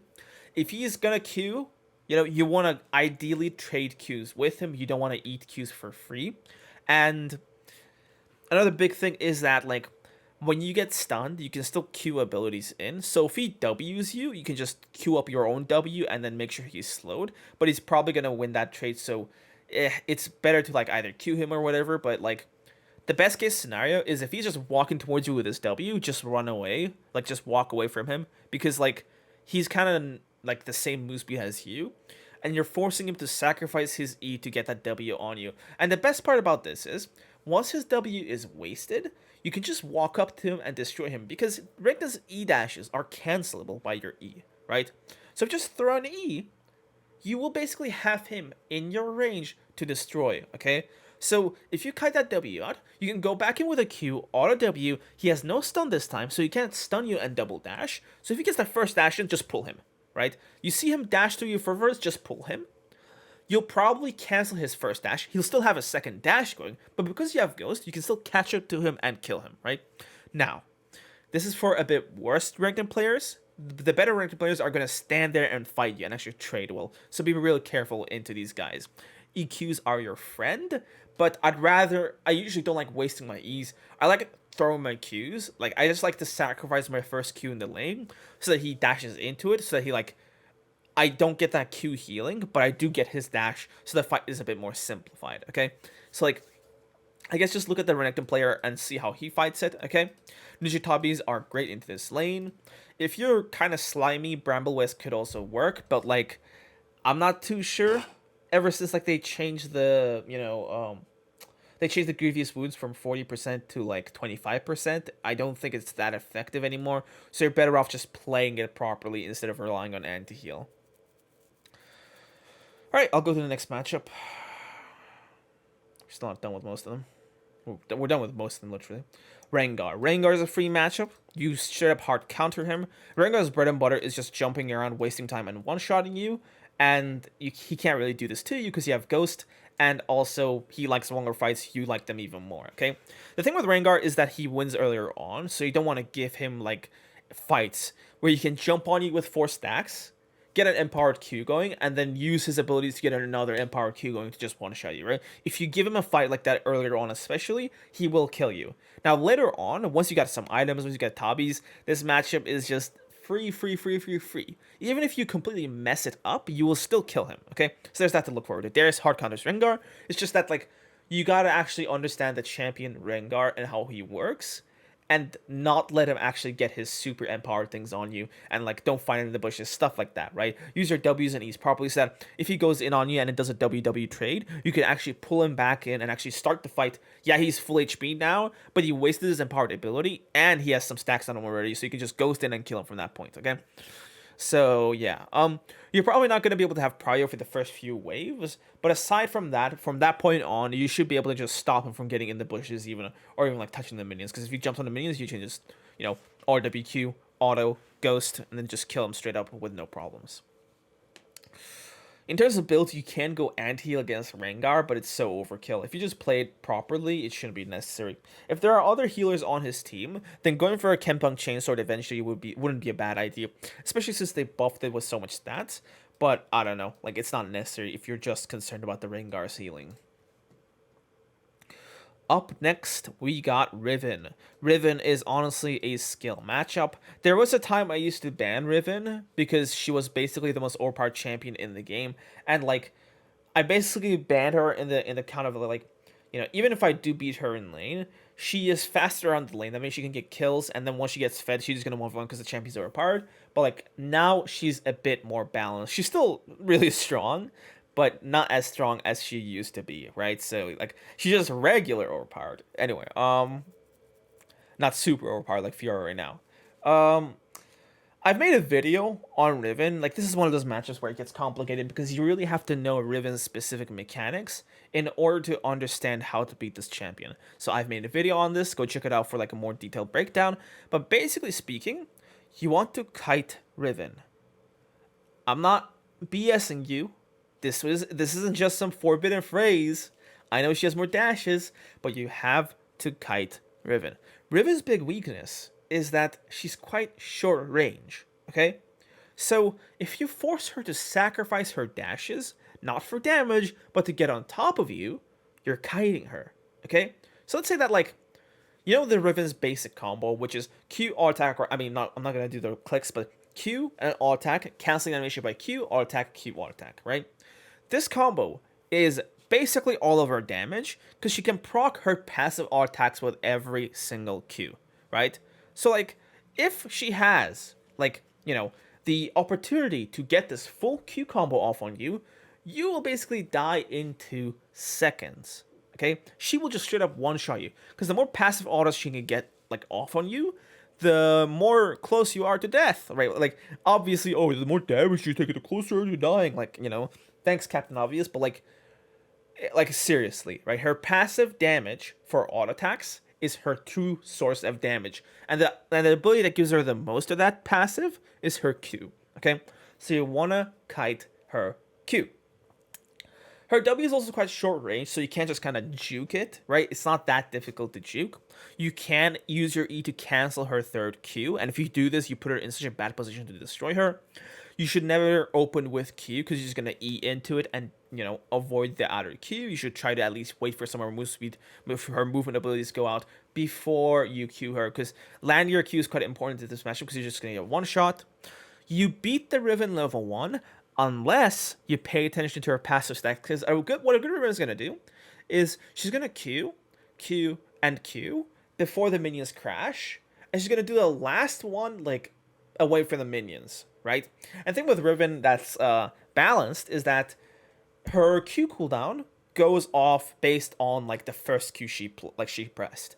It doesn't reset like Aatrox's. It just keeps going for the first time she presses Q, but she can hold her second or third Qs, like, you know, and do them however late she kind of wants them, okay? Well, not however late, but, you know, you get the point.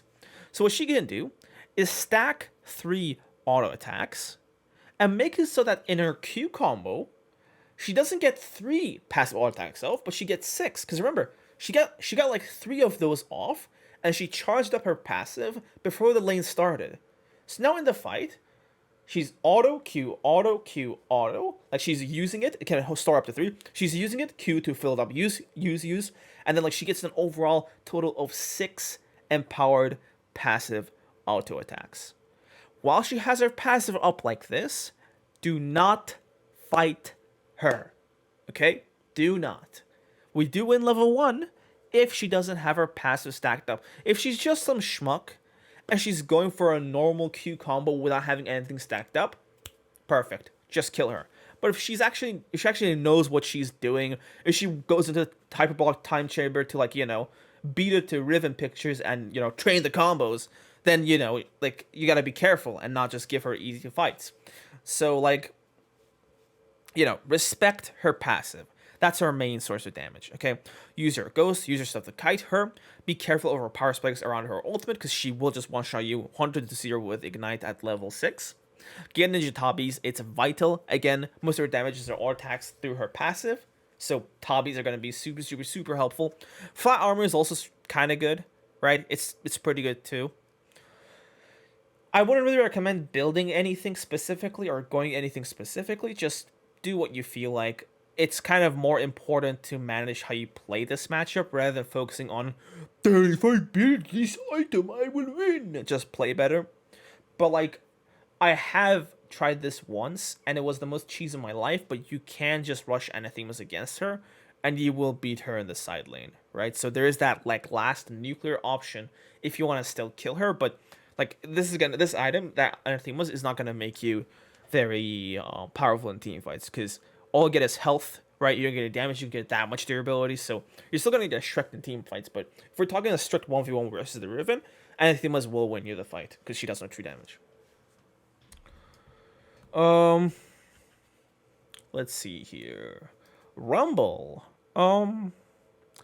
I'd put Rumble in the skill matchup, but it heavily depends on the skill of the Rumble player because Rumble has all the tools he needs to play this lane perfectly, right?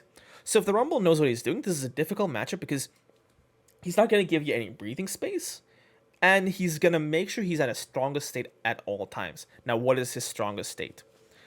When you know that bar under his HP, that's basically how, warm his suit is, whatever. I don't know the lore, it's just some stupid yordle. But basically speaking, when the bar is like half full, until it's half full, he is super, super, super weak. Okay? So if he's at that state near you, you will just straight kill him in that fight. Okay? So look forward to that.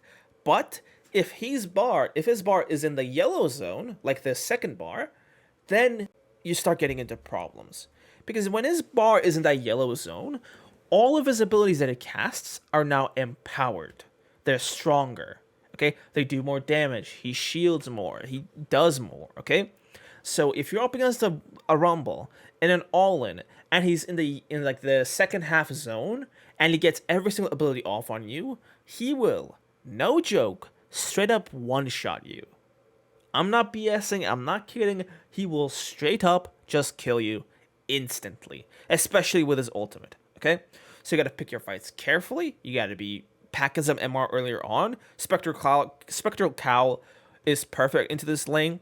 If you get Ocean Dragon, if your team gets Ocean Dragon, the lane is very good because a lot of Rumble's poke, a lot of Rumble's thing is just poke, but so if you get Ocean Dragon, it kind of wins you the lane. The Merc Treads doesn't help that much. But, like, worst case scenario, you can just buy some MR and just sit on it. You don't have to necessarily go for Spectral Cowl if, like, you don't want to go for Spirit Vicious that game. But some MR is very much mandatory because he will go, like, the Magic Pen boots, and then he's just going to start, one-shotting your brains out. And then he might also go, like, Proto Belt, even more Magic Pen. So, oof, we need that Magic Resist, huh? But, yeah. Thing with this matchup is that if you do go for like a normal all-in when you have your ultimate, you will win because with Ghost, you can just walk out of his ultimate, right? Just walk out of it. And once you do, it's not going to deal that much damage that it can potentially deal, okay? So if you have Ghost, level 6, you got some MR, you got some HP, you got some meat on you, you can just walk out of his ultimate and then just proceed to kill him. So at least level 6, the matchup is a free kill. But, like, you gotta be really careful to not take too much poke and to kind of respect his damage when he's in his more powerful state.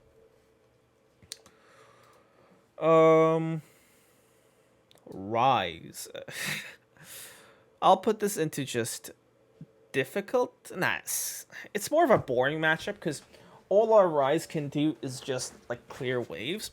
Because Rise's W range is actually in your pull range. Like, I know it's kind of weird, but it's kind of like the same thing with Malphite Q, in that if you walk towards him and he W's you, and then you just pull him as he's doing the W animation, you'll just get that pull off, like he's in pull range. And then from that point, you can do RWQ, Ghost up, and then just straight kill him from that point. But a smart smart Rise, he's just going to use his EQs to just poke you down, to make sure that you can't get near your minions, you're not half HP, you're not full HP, things like this, right? So by default, this is just going to be a stupid farm lane that's boring for everybody. And, like, honestly, I don't even know why I'm including this champion. This champion isn't even played anywhere. Thank God. But yeah. That was a bit angry. Set. Set is a skill matchup that is in Darius' favor. And I know every single silver in the chat is like, Set beats Darius, what are you talking about? But that is not really the case. Set beats Darius in low elo. Okay, I don't want to be condescending, but basically speaking, a low elo Set and a low elo Darius player, when they fight, the Set's gonna win because Set is like, he's like Garen. He's like super, super, super easy to play, whereas Darius is kind of trickier to pick up. So, like, because of this, if they're both, like, the same skill level, the set will probably win. But if we're talking high elo, then the Darius probably wins, because Darius might not be able to beat Set on his own, but you know what counters Set? Ghost. Ghost lets Darius space him. Ghost lets Darius not eat every single auto attack. Ghost lets Darius kite Set around like a dog. And Ghost lets him land every single ability while dodging Set's abilities, okay? Now, first off, you don't want to go for trades level 1. Okay? This is a big thing. You might like go for like a straight Q for poke or something, or like a few auto attacks to just trade, get a feel for it, put his bone plating down. But we do not want to go for an all-in fight level 1, because like level 1 he does just straight beat you, and it makes sense, right? He gets twice the amount of auto attacks as you do, because of his punching thing. So that is a big thing to consider. Once you get all 3 of your abilities, then the matchup becomes a lot simpler. The name of the game is to avoid his W, okay? You fight him, because that's what Set is all about. He fights until his W is fully, like, it's fully, like, built up. Then he uses W, and then, he tries to auto-attack to kill what's left of it. You don't want to get hit by that, or if you're going to get hit by that, you don't want to get hit by the center of that, okay? So, if you're going to pick a fight, after you get level 3, make sure you do not get hit by his W. Now, this is a big thing. If it's level 2, and you notice that he hasn't ranked his W yet, go for a kill. Because without W, Set is actually not that tanky. You should just be able to one-shot him with no problems. Because, like, again, his W is, like, his only defensive steroid.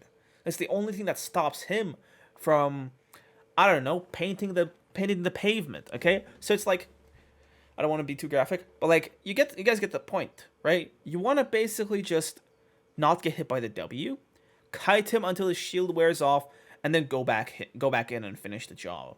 You can do the same trick that you can do against Mordekaiser, where if he is in range to be killed with your ultimate, and I don't mean killed as in you ult, he bleeds for a while and then he dies.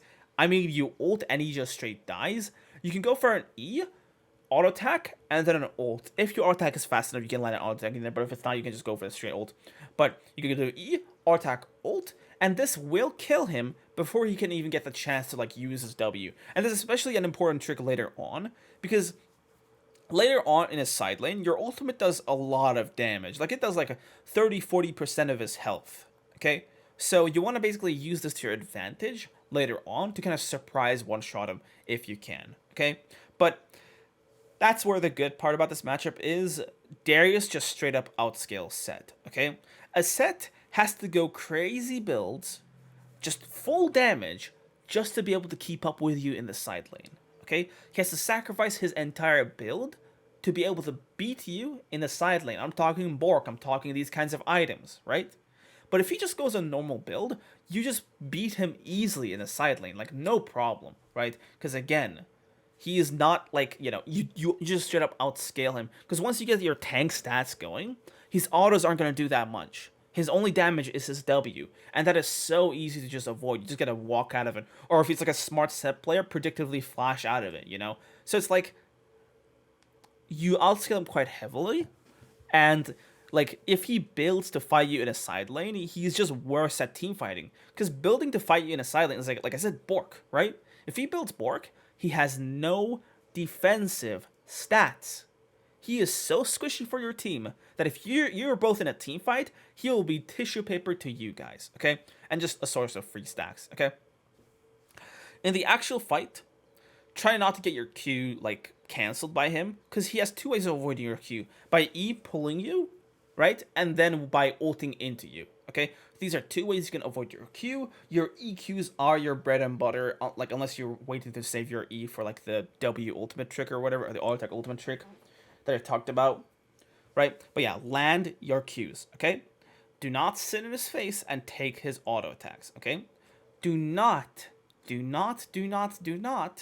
be way too aggressive on his side of the lane, because what he's going to do is he's going to run up to you, E-stun you, walk up behind you, and ult you under his turret. And with the new durability patch turret damage, Jesus, that is enough on its own to just straight up kill you, okay? So do not, be a funny little monkey around his turret. be a good boy, play on your side of the lane, and then he should be quite free to kill. Just use your spacing properly and respect sets like space, right? Give him like the space he needs. He needs to calm down, you know what I'm saying? But yeah, jokes aside, like, I don't think this matchup is that particularly difficult, but because it's quite a popular matchup, I made a video on it a while ago, a whole video dedicated to it. Just look it up, Darius vs. Set Roku, and you should find it, okay? And in that video, I go through everything and more, but yeah, that's the Set matchup. Shen. Shen is not that difficult of a matchup, right?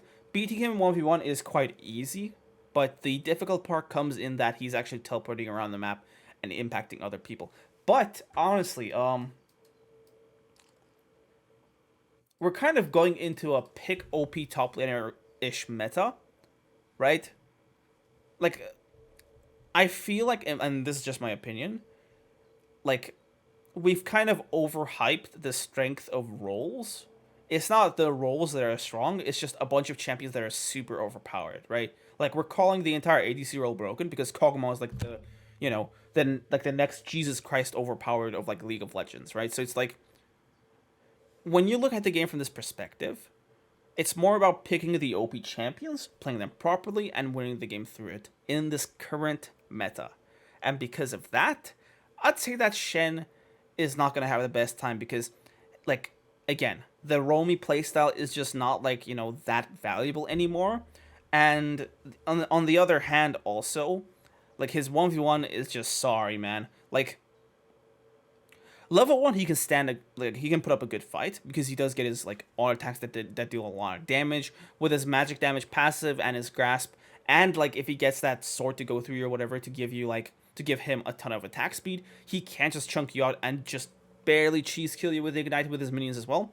But once you get to level 3, this guy is not a threat at all, unless you're playing under his turret, where he can taunt you and just kill you with a turret damage. But that is basically it, okay? This guy's not a threat. He really shouldn't be a threat. Just be careful level 1, and then you should be able to just murk him nonstop. The more difficult thing about the matchup is just how to play the lane macro-wise and wave control-wise, because you're kind of at a dilemma, right? If you freeze, he gets free teleports. But if you perma-shove to his turret, you can cancel his, you know, ults with this, just walk on his turret, E him, and then run away. But on the other side, you're basically leaving yourself as jungler food. So I think the way to perfectly play the wave control into Shen is to have good vision, or at least an idea of where the enemy jungler is. Because if they're top side, we're looking for freezes. If they're bot side, we're looking for just permanently shoving his turret, battering his turret down. Make sure there are minions under the turret to make sure we see him at all points in that time. The second we don't see him is an opportunity where you can teleport for free. Okay, like just the second level 6, he's off from the map. Just ping people. And I know how it is in solo queue, so the second he hits level 6, just ping his ultimate. Team, Shen has ultimate. Make sure that the little sheepies understand, you know, that Shen can teleport. Oh, I've never played Shen before. I've never played against Shen before. Ooh. Singed. Singed is quite a free matchup, honestly. Singed doesn't really have any ways to deal with Darius, because, like, Singed's whole thing is he does his BS, he flips you, and then he's out, right? He can't do that against Darius, because one, if you time it properly, you can land a W or an E as he flips you. And unless he did that, like, you know, I don't know if it's his W, but that thing where the ground is, like, all sticky and gooey, and, like, you can't, like, ult off of it, or, like, it slows you. I don't know what ability that is, but it's like, unless he, like, flips you into that and roots you with it, like, he doesn't just escape you by flipping you, okay? Even if he does flip you, right? His flip isn't a stun, it's a displacement. So the second it's over, and it's a very short displacement, it's just on the other side of him, he basically is open, wide open to being pulled, hooked, and then killed. Stridebreaker is also a great way to farm this lane. Honestly, I'm not too sure how you can have a problem against Singed. Just make sure to walk your minions to lane. Make sure to, like, ward your jungle so he doesn't proxy. Just keep an eye on these things, okay? You gotta pay attention against Singed, because if you let him proxy, then he's playing his game and winning. Because with proxy, he gets perfect CS. He gets to into the turret instead of inting you. And he gets to draw the attention of your jungler or your mid laner potentially, because, you know, they're going to want to kill him, and then he's just going to run to turret and die. So you don't want to let him proxy for free. Keep your jungle entrances warded, and try to zone him when he tries to go behind you for that sweet, sweet proxy. Sion. Sion is another free matchup. He can't really, put up a decent fight at all. The main issue, or the only issue, is that he does get to a point where he's so tanky that unless you're running an item that gives you healing, you're not going to be able to actually put him down in time. I know it sounds crazy, but again, if Sion is able to just do that, the Baus thing, and it's it's just super, super annoying. But when he does that Baus thing of just perma-split pushing, getting so much health and stats, you straight up cannot kill him soon enough, right? He's just unkillable. You gotta have either Divine Sunder or Gourd Drinker on your side. On the brighter side, in the earlier levels, Sion is such a free kill that you shouldn't really be letting him go for free, letting him breathe in your lane, right? If he goes up to charge his thing, then you can just walk into it before he gets to that knock-up phase and then pull him. And when you pull him, you actually cancel it, right?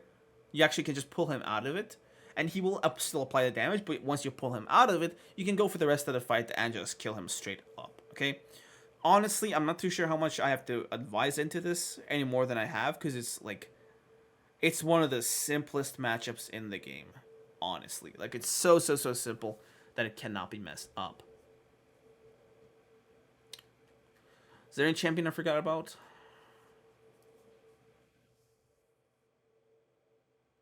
Whatever. Swain. I'd put Swain. Is it free or is it easy? I'd put him in the free. Because again, right, not again in this video, but every time I get asked questions about Swain, I tell them the same thing, okay? Swain fundamentally cannot protect himself in the top lane, okay? His hook claw thing is a way too unreliable to be used as CC to peel people off of himself, especially because it's more so a bring people closer to him thing than a peel, get them off of him kind of thing. So there's that, but he just cannot protect himself. Any champion that can go up in his face and get on top of him will just straight up kill him, right? And it's I don't know how you get caught by that hook thing, so you shouldn't be getting caught by that. Just use your Ghost to sidestep him. But basically speaking, walk up to him, pull him, and kill him. He's only safe level 1 when you don't have your hook, but, if you want to be, just a really nice player, you can go lethal tempo and just pull him and kill him level 1. Where you can just go for that, no problem. Or you can do that with Conqueror too, but he has to be a bit more pushed up. So there's a bit more thinking involved in terms of doing that with Conqueror. But honestly, you don't have to. You can just wait for your abilities and then just put him down. Even though he heals, it doesn't even matter.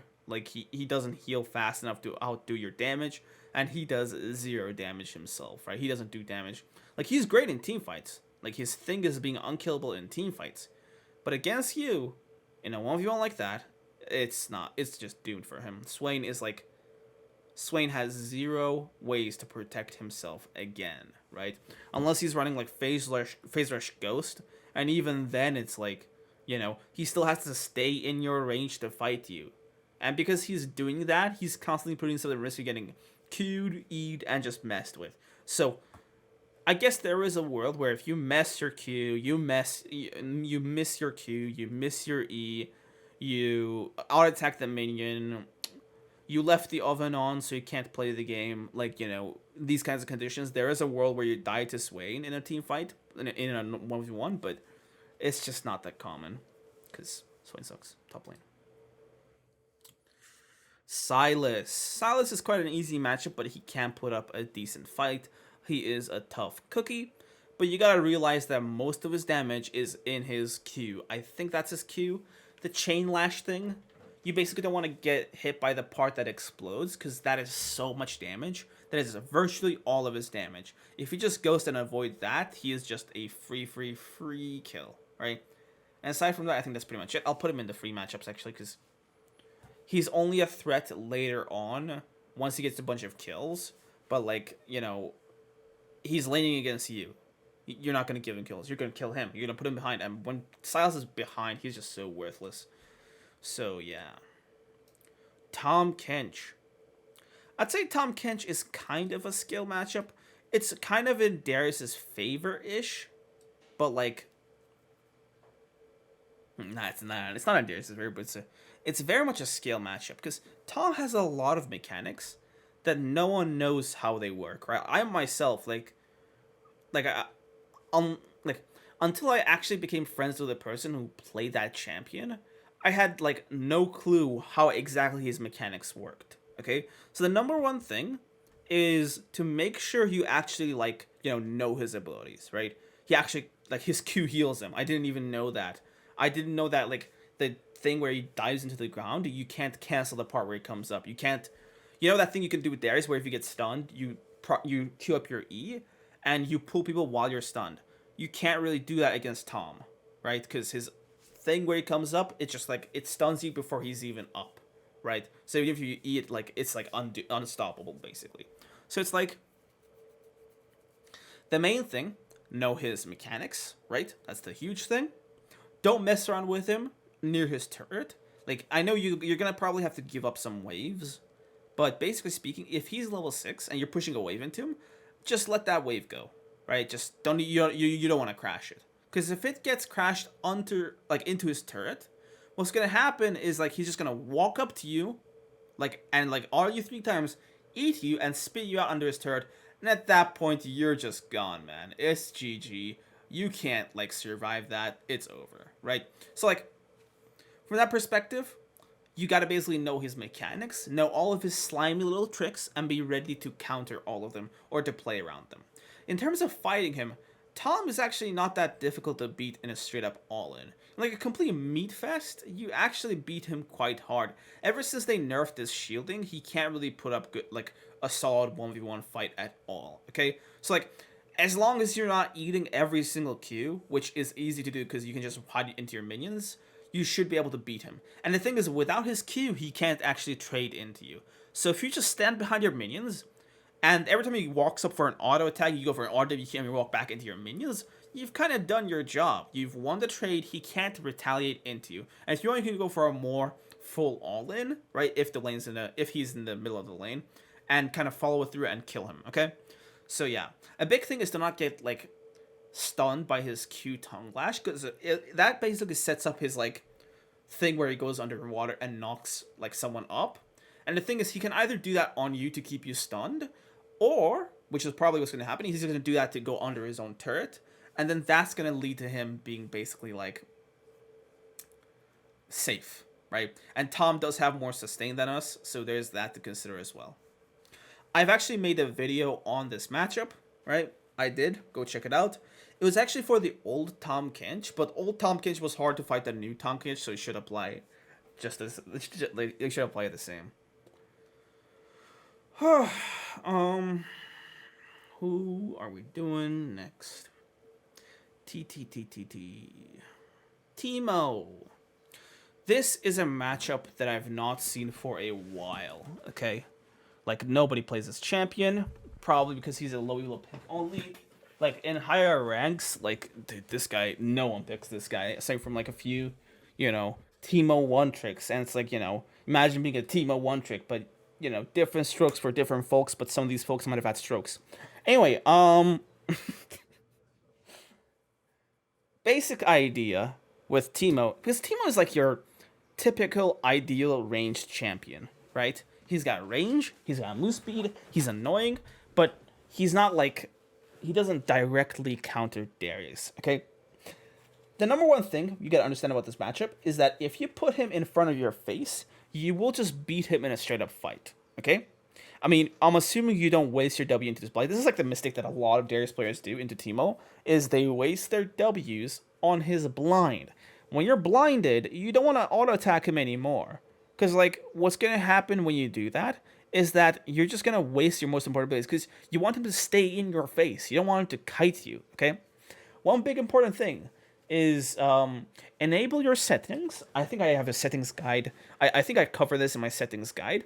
But you want to enable your settings so that, the CC of champions show up above their heads. And when you activate that in the settings, then what happens is that every time Teemo blinds you, you can see that thing above him, right? You can not above him, above you, and you can time your all attacks to go when that bar is done. Okay, so that is really, really, really important. You want to be looking out for that setting. It's a really lifesaver kind of thing. Don't waste your abilities on his blind. Sweeper early is like a great choice to pick up so you can actually not run into his shrooms. A trick Teemo players like to do is they run directly through their shrooms. So if you're following a Teemo, you don't want to do it directly. You want to go into like with roundabout paths. You want to follow your minions into lane. Like when you're approaching an area that you're suspecting is shroomed out, follow your own minions, and you don't have like a sweeper to sweep the minions. Just follow your minions because they're going to walk first, and they're going to step into the shrooms and take the damage, and you don't have to, right? Aside from that, just look for pulls. When Teemo's attacking you, he's in quite like, he's not that far away from being inside of your E range. So when he's autoing you, you can just go run up to him, pull him, and kill him, right? The great team of players will use their Q to poke you down because his Q is like really long, like not really long range. We're not talking like an Ashfield here, but like it's longer range than his auto attack, right? So the best team of players will poke you to low HP using their Qs. But the not so tragic part about that is that, yeah, you don't really have the option to retaliate, but if he Qs you and he's on your side of the lane, and the most important part, you haven't lost most of your HP, you can run up to him with Ghost, pull him, and you should be able to kill him with an RWQ combo.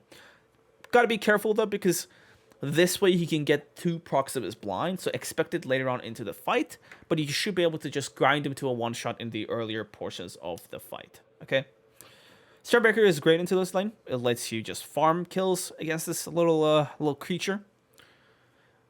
But yeah,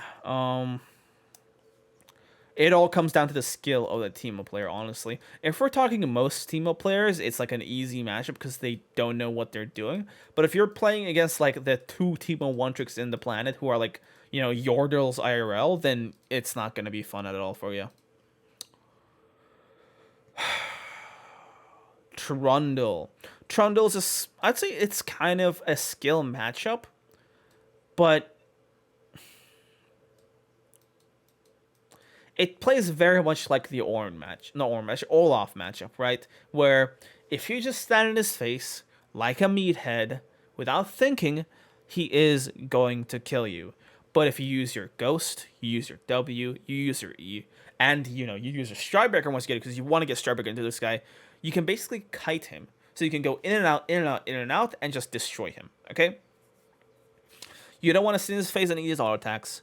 You don't want to fight him when he ults you, right? You want to get back. You want to basically just delay the fight long enough to the point where you have 5 stacks. Because when you have a 5-stack ultimate, it does enough damage to turn it around instantly. Right? You just completely destroy him. Bramble Vest is huge into this matchup. Warder's Mail is great. Toppies is also amazing if you want to have a quick, convenient option with the move speed to help you kite this guy. But anti-heal's kind of useful into him, so yeah, just do what you will. But, the big thing is, without his ultimate, he's not that good at 1v1s. So you want to basically exploit that if he has his ult down. Maybe bait it, wait a bit, and then go for the kill again. The biggest thing in this matchup to be afraid of, or to be careful of, is don't stand near walls, okay? This is the most important thing. Because if you stand near a wall, what Trundle can do is put a pillar like here, right? So if you're stuck here, wall, pillar, you can't just go through one side of the pillar. You have to go all the way around and then leave the slow of the pillar. What this does is that this gives Trundle all the time he needs to walk into your melee range and kill you like that. You can't kite because this pillar slows you, right? Like if you're in the middle of the lane, right, this is you, right, let's just do a point, and he just puts a pillar down, then you can just walk, or even like walk in a way where you don't even have to like, just walk out of it and then just run out, like, because you're not slow, you can just run out of its range without the, with your Ghost move speed and stuff. But like, if you're up against the wall, that pillar is going to be your death sentence. And honestly, like, Trundle's not that great at like, like if you give such a pillar to him, he not only kills you himself, but it sets up his jungler perfectly. So there's that to think about as well. Now, the thing with this matchup is that he does eventually beat you 1v1 if you don't go Stridebreaker, okay? The reason I recommend Stridebreaker into this matchup is that if you're going Triforce, yeah, you might still beat him in lane. Yeah, you might still be able to 1v1 him, whatever. But if you're running Stridebreaker, he will never get to a point where he can sit in your face. You will always be able to kite him with that slow. And the thing with Darius' ultimate later on is that it does like 600, 700, 1k damage. So it's like a big portion of his health. So like you can basically let him take more of your health because your ultimate is going to do more damage and just straight up one shot him. Okay, so like try to basically, you know, like if you're planning on fighting him the entire game, you can't do it without Stridebreaker. But if you're like, okay, I beat him in lane, I'm going to get fed, I'm going to crush his team, and who cares about him? He's not even that fed. He's just going to hit turrets a bit, and, you know, we'll recall once we get Baron and kill him. Stuff like this. If you're more so looking to play with your team and carry them, then you can go for other items, right? I'll call this, like, thinking about it again, I think I'll put it into easy, but this is like, you know, a set thing, where it's like, if we're talking low elo players, then yeah, okay, Trundle wins. But if we're talking people who can actually play the game, then the Darius can not easily, but, you know, have a great loads of, like, a lot of avenues to victory. Tryndamere, oof. Tryndamere has not been doing well, has he? They did buff him though, so that's good at least. Anyway, so with Tryndamere, it's like Darius kind of beats Tryndamere just straight up, but like the main thing with Tryndamere is that his trading is his main power, okay? He's able to take bad trades, heal up using his Q, and then he's higher HP. That's not a bad trade anymore. It's a good trade because he has infinite sustain. It might sound silly that I say it's infinite, but the thing with Darius is that he doesn't have very much, like, you know, he doesn't have high range, okay? Unless he's fed, he can't stop someone from hitting minions, right? He can't walk into someone's turret and chunk them out, because unless he's fed, they can just retaliate and kill him with their turret, right? But if he's fed, he can just go for it without taking too much damage. But like, yeah, like, unless Darius has already won lane, he can't stop someone from hitting minions. And that's what Tryndamere likes, because as long as there are minions to hit and CS, he has a source of generating fury. Like, he has a way of generating fury, and he's going to heal off that fury and be, like, you know, just sustaining non-stop, okay? That's basically the only problem. A cheese thing you can do is buy anti-heal against him, but this is no longer a good strategy due to the Grievous Wounds nerfs. So there's that to basically think about.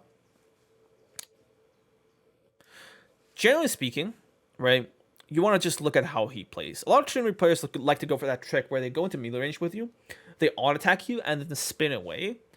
If they just keep doing that every single time, you can just predict it and just cancel his spin. And at that point, he's just so dead, because, like, what can he do at that point, right? He could just, like, you know, like, he can't get away from me, basically, right? So just ghost up, beat him, and kite him. Now, the way you fight Tryndamere is you bursted him down, you get him to use his HP, right? You use his ultimate, and then once it's about to be over, you go back in, and you either finish him off, right? You either want to hit him before the ult run, like, just, like, you want to time an attack just as the ult runs out to get that last auto attack in, or at least, this is the least you can do, you still want to get an attack in, even if he is still in his ultimate. Why?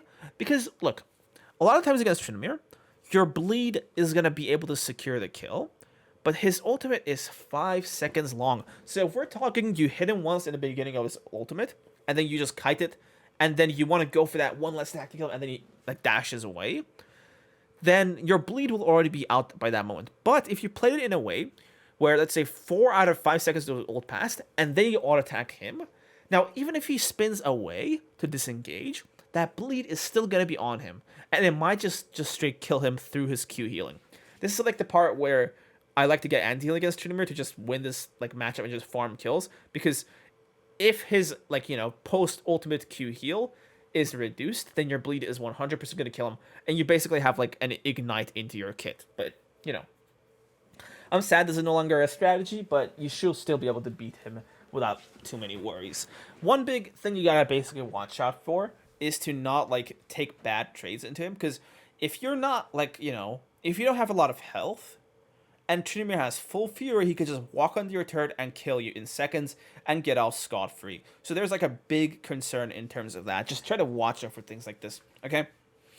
Now, I guess really bad Trinimir players, you can ult to one-shot them. That is a thing. Just ult, one-shot them. And if they don't expect it somehow, then like you kill them quite quickly. Like this basically happened when they changed the amount of damage ult does, but this is only going to happen to bad Trinimir players, so just don't be afraid of wasting your like ultimate basically, right? Like you're stronger without your ult than he is without his ult, right? You don't need your ult to beat Tryndamere. So instead of using it to get that execute on the Tryndamere, try to keep it to either get that 5 stacks going ASAP, or like, you know, like to apply the last bleed stack on him, because your ult is like your it's their highest range thing that's point and clicks. So like unlike Q, it can't be dodged. So like, don't be afraid to use your ult just to get 5 stacks, just to keep your stacks up, or just for like a Sheen auto attack or something in this matchup. Alright, up next we've got Urgot. Now, if this was just low elo Urgot, I'd put him in the lower tiers, but because I've also have to consider, you know, I also have to consider high elo, Urgot is kind of a skill matchup, because Urgot can actually trade quite well into Darius, and with Ignite and level 6, he can set up a lot of consistent kills with the help of his jungler and whatnot. But if we're talking just Urgot on his own and like a lower rank thing, it's like, it's kind of more so on the easier side. So I'll put him in easy, but if the Urgot is competent, there is a world where he just straight wins it, okay? So what's the deal with this matchup? The basic idea in this matchup is this, okay? Urgot beats you if he lands both his ultimate and his flip thing, you know? His flip is actually like the most powerful like ability he has. It's something you gotta avoid. And if you dodge his flip or you dodge his ultimate, you will win the all-in. Because like, for him to kill you, he has to land his ult and get his shotgun knees on you, okay? Now, for him to get his shotgun knees on you, he has to basically put you right near him, which he does with his flip, right? And he also sets up his ultimate with his flip. So these abilities set each other up, and it lets him do all of his damage. So if you avoid any one of them, you can use your ghost to kite him. And without his ultimate, Urgot can't exactly kill you, okay? Now, even if you get flipped by him in the earlier levels, you have to make sure that you stand on just one side of him, okay? But what I mean by that, basically speaking, his shotgun knees do a ton of damage earlier on, and if you let him hit you with like 4 or 5 of those, you are basically just dead like on the spot like that. They are really, really, really devastating. So it's in your best interest to either dodge the flip or trying to get hit by like one of those, right? Now, even if you do get pulled and he does get a good fight going, you will probably still kill him on the kind of fact that like he doesn't have his ultimate in the earlier levels. So in the early levels, once you have your abilities, you do just beat him straight up in an all-in, but just be careful level 1, okay? You have to be careful level 1, because level 1 is the level where he can actually do a ton of damage with his shotgun knees, because like, you know, earlier fights are basically just all-attack meat fests. And if he flips you, he not only gets a first shotgun knee and the second one for free, but he like the shotgun knees also act as extra-ish auto attacks, extra damage, right? So you're basically boning yourself if you get caught by his flip level 1. Level 3 onwards, level 2 as well, but level 3 is more secure. From level 3 to level 5, you beat him for free, so just look for fights around this area, around this time. You should be able to kill him for free. From level 6, look for fights, but use your ghost properly. Do not get hit by that flip. Dodge it, okay? He can only consistently land it if you're really next to him. If there's some distance between you guys, he can't land it, okay? So just try to kite him properly. Try not to eat that flip. And if, like, you know, worst case scenario, you can also just use your flash. Because the thing with this matchup is that if he doesn't land his ultimate, like you just flash it, you kind of just straight up win the fight, okay? He can't do anything without his ultimate landed. So don't, like, you know, if you can't dodge it, right? If you're not able to dodge, or, you know, if you're not good at dodging, if this guy is better than you, just watch for the, like, you know, the animation of it, where, like, this thing comes out of his stomach, and then just flash it. And the good part about this is that, like, even though you are a flash down, you'll be able to catch up to him with Ghost and kill him eventually anyway. So, like, don't worry too much about, like, you know, oh, I flash and I don't have a flash anymore. Like, it's a worthy cause. if he misses his ultimate forward, right? Like, the thing with Orga is that, like, as long as you're moving around sneakily and trickily, you should be able to dodge both his flip and his ultimate. And without this ability, he is just brown bread. Another thing, you can actually cancel his E dash. So, if you're chasing him and he E dashes away from you towards his turret, time your E to, like, land on him when he's moving away. This is similar to Camille hookshot, where his dash has two parts of the animation. The part where he charges up and the part where he dashes. If you pull him while he's charging up, his dash will still play through, right? He'll just it will just cancel out your pull and just overrun it and just still go in the same direction he was going. But if your hook lands while he's moving, you're going to cancel his dash, okay? So try to time it properly, okay? Now, most of the time, Urgot's going to dash into you, but landing a pull then is not even that bad of an idea, because it's kind of like the same deal with Counter-Strike E, in that if he lands his flip on us, we're making sure that both of us are stunned so that we can kind of start the fight advantageously, okay? And also, this lets you flash out of his ultimate, because what Urgot is doing is, like, flip into an instant ult, which you can't, like, avoid, you know? So, like, if you actually E him while he flips you, you can actually set up a great moment where you're both stunned, so you can't land that ultimate consistently or reliably. Whatever, right? In terms of items, I would not recommend building specifically into this matchup, because it's more so about how you play it, okay? Strikebreaker is a great choice if, like, you know, all else fails. Everything else is a great choice, but, like, whatever you want to build against this team. But Strikebreaker is great in terms of, like, you know, Urgot kind of hangs around your Q range.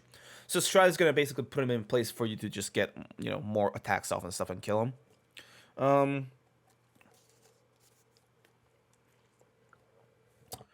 Let's think here. Warden's Mail, come to think of it, is actually quite huge. Like, it blocks all the damages from his W, like the machine gun thing. Not all of it, but a lot of it. Talbies is also great here, because, again, a lot of his damage is from auto attacks. The shotgun needs just extra damage. It wouldn't hurt to go for, like, D-Shield Second Wind. If the Urgot player has a brain, right, you have to go D-Shield Second Wind to kind of sustain some of that poke. But if he sucks, you can go D-Blade, right, and then just force fight. So D-Shield into competent Urgots, D-Blade into lower rank Urgots. So you can just perma-fight them and kill them, and, you know, they'll let you do that. I think that is pretty much it for the Urgot matchup. Let's go down to Vayne. Vayne has always been one of Darius' most difficult matchups, and with the patch, basically, like, the patch has given a lot of favor to percentage health damages and stuff, so champions that rely on that are loving the game, and Vayne is one of them. Vayne is very, very, very powerful, and she is even stronger in the top lane. Now, unfortunately, there's not much you can actually do against Vayne, because even if you beat her earlier on, she will outscale you. You will never be able to side lane win against her. Even if the Vayne is, like, 2 items behind you, as long as she has her mythic, she will kill you in that 1v1. I am not BSing you. She is hard-coded to beat Darius. It's just how it's made, okay? But there are some things we can do to make the transition to that stage a bit smoother and a bit more advantageous to us. So let's just get right into this. First off, if she lets you get into melee range level 1, you can actually kill her, right? So we're talking lethal tempo, we're talking bush cheeses, we're talking things like that where she literally just walks into melee range. If you can, you know, if this can happen, you can very much kill her. So let's say she's auto-attacking level 1. You basically walk back, you bait her into the middle of your wave, you run into her, you E-pull her, and then you can just auto-attack her to death, and you'll probably just straight up win it, because if the fight starts out where you guys are both on the same health, and you guys are right next to each other, you'll probably win, okay? You're better at all-ins than Vayne. Vayne just has a lot of tools to make it not an all-in. And another tool she has is her move speed, where even though you've disengaged, she can still run after you and get auto attacks in, okay? This is Riven's strength, okay? She can disengage, she's very mobile, her damage is quite good into champions like you, and even if you are trying to get out of the fight, she can still more damage in, so that the trade isn't as good, okay? speaking of trades, we are not trading against her. We're not doing anything active in this lane. You have to play it like a default ranged matchup. Imagine Vayne's range around her like a circle. If a minion is inside that range, don't go for it. Why? Because if you constantly go for CS that is under her area of influence, you're basically just going to just like trade CS for HP. You're losing HP non-stop. And into these range matchups, if you constantly lose health, you're eventually going to get to a point where like you're no longer able to fight the enemy, okay? I know like ranged top laner sounded like a nightmare to play against, but against all of them, there is at least 1 or 2 windows where if you if you kept the health for these windows, for these opportunities, you could actually force a fight and win that fight, okay? Range lanes are all about just being patient, giving up the CS, and just waiting for these opportunities, okay? So try not to sacrifice too much of your health, okay? Go D-shield on second wind, so that even though you do take some CS, you can at least make up some of the HP that you lost, okay?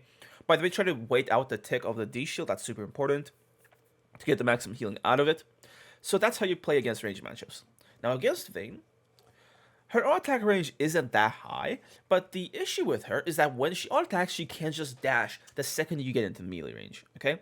So what you want to do is make sure, 1, any potential fight is on your side of the lane, and 2, like, try to understand what this Vayne player knows, okay? If the Vayne player knows the range of Darius's E, in that every time you're walking to her, she auto attacks and then Qs out the second you get into E range, then this guy actually kind of understands how Darius works, okay? If this Vayne player lets you get ease off on her, then just ghost, walk in front of her, don't let her condemn you to a wall, RWQ, and then just fight an all-in, okay? If you can land a pull on the Vayne, you will win the all-in, okay? Just make sure you're positioned in a way where, like, you know, she can't condemn you and make it a favorable fight for her, okay? So, if you have your HP and you land a pull, you will get a kill on her. Obviously, you're gonna need Ghost. If you don't have your Ghost and she condemns you, you're basically kind of dead. Because, like, you know, you can't actually keep up the fight. You're just gonna get kited. But, you know, if you have Ghost, good kills. And also, Stridebreaker is really good. If you have Stridebreaker, you don't actually need Ghost to get kills anymore. You can just get Stride. And in a lot of cases, you could just one combo her with Stride, because Stride has a lot of AD. So it's like, a lot of its damage is more like front loaded. So you can go for a nice quick combo and just boom, ult her at 4 stacks, get that 5th stack going, and then just let her bleed to death. But if it is a Vayne player who understands how Darius works, you gotta basically not only fight fights with Ghost, but start them, okay? You have to make sure she's dragged to your side of the lane, and then just Ghost up to her, right? She's gonna tumble, and when you're about to get in range, the second she condemns you, you have to land E, okay? You have to E her just as you're about to get condemned. Same case as Jayce's knockback.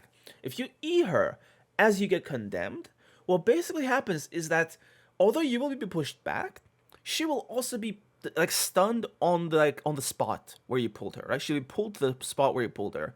What this does is that, like, unless she's condemning you into a wall, you're going to be able to run back in with Ghost and just catch up to her and go for an RWQ and then just straight kill her, okay? And, like, worst case scenario, if you miss your E and she condemns you, then you can kind of try to run up to her and kill her, but if this is the case, I'd rather just disengage, because I think with a lot of range matchups is that when the fight starts, they're getting damage off on you, whereas you're not getting damage off on them, okay?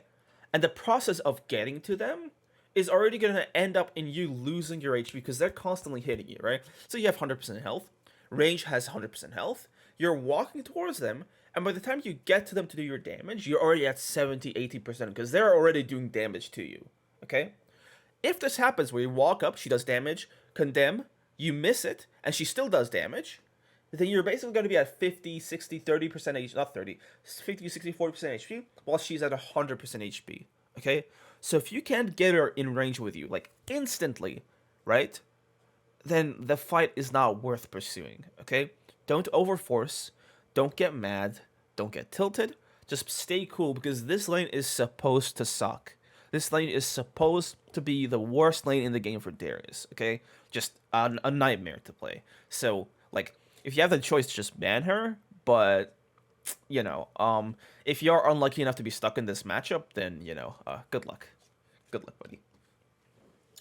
I think I've made a video on this matchup too, so you can go check that out. It should be somewhere on my channel. Up next, we've got Viktor. I put Viktor in the skill matchup because Viktor has all the tools he needs to basically sit in lane and just farm. If he's running Phase Rush, he's going to be able to activate his pool and then just use the Phase Rush move speed and the pool to get away from you, get away like scot-free without having to deal with anything. So, like, the basic idea into this lane is also not taking as much poke, but, like, you should try to set your fights, like, intelligently, okay? Vlad has, like, basically infinite sustain. He has no mana solution, no mana problems, and he has, like, the means to basically just heal forever, as long as there are minions to target, right? And you can't exactly zone him for the minions, because he is ranged, right? He has a big range. So, this guy has infinite sustain. So, if you're going for trades, they better be short, okay? Don't go for short fights.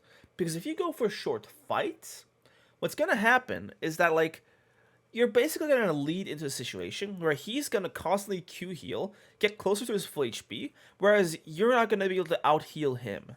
So he's going to end up winning the trade over a longer period of time.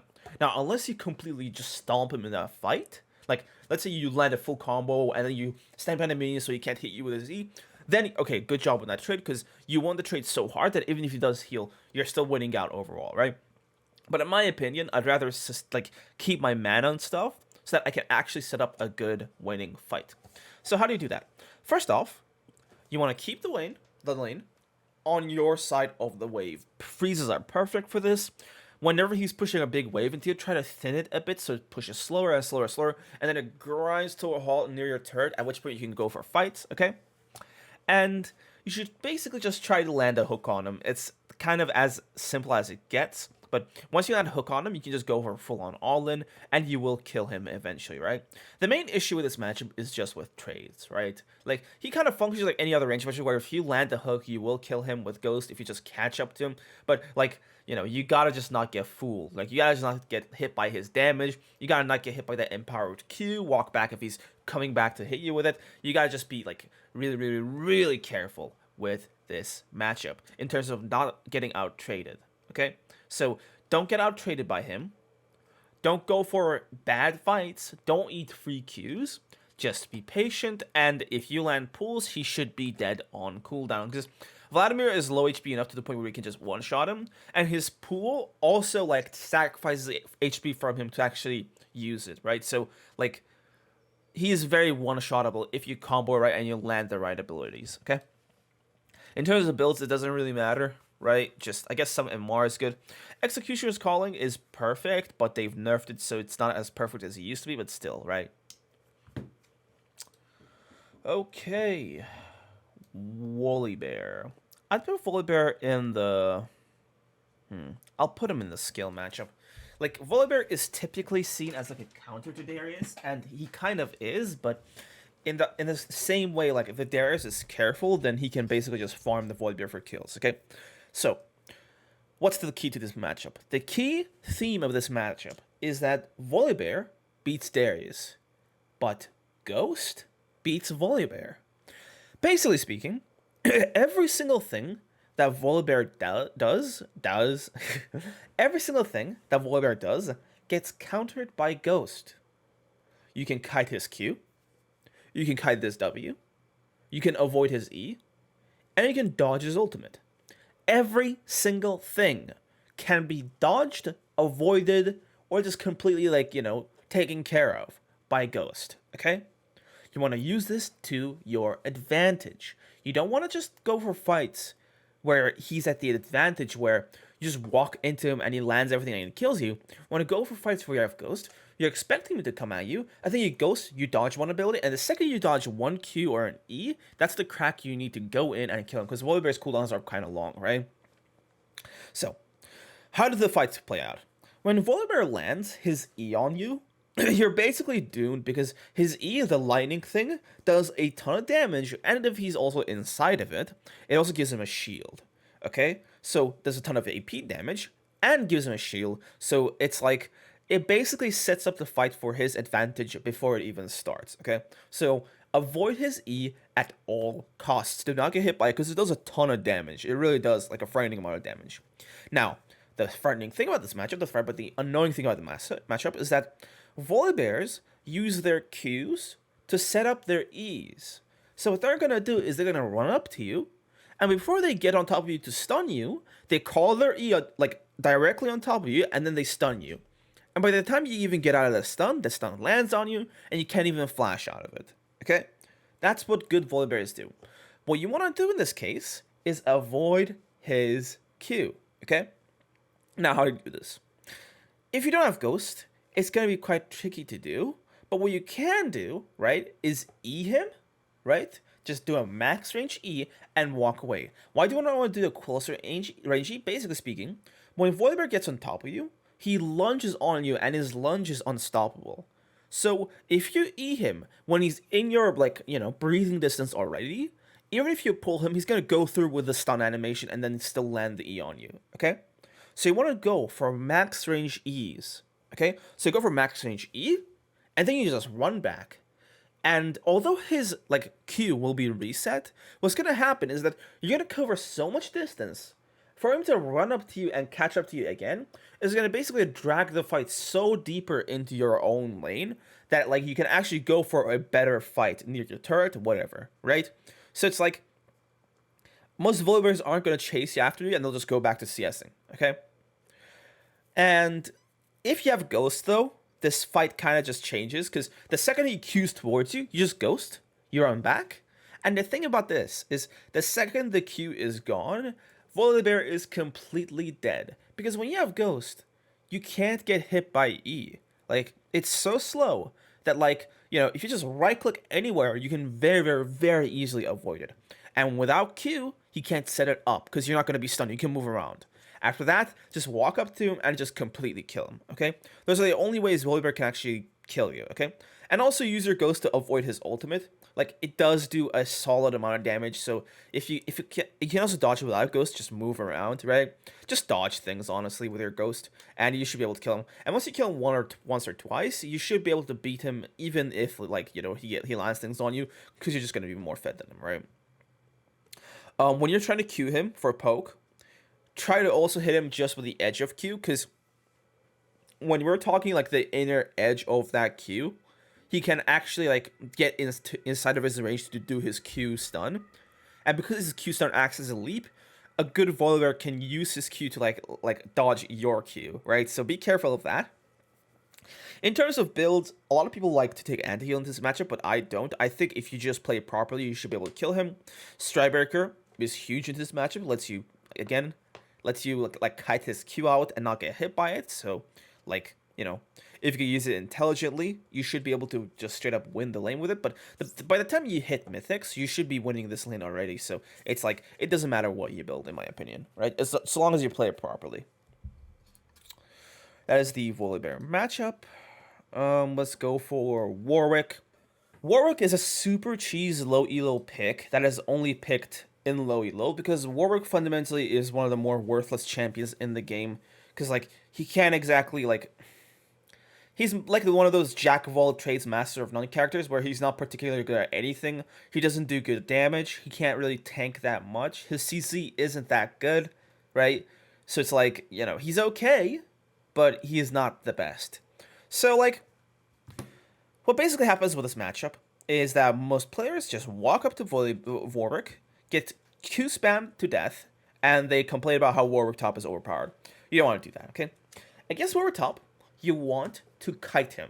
Okay, you want to kite him, you want to land your abilities, go back, and then go back in and finish him off. The thing about the matchup is that unless he's going lethal tempo, he's not going to be a constant DPS source of threat.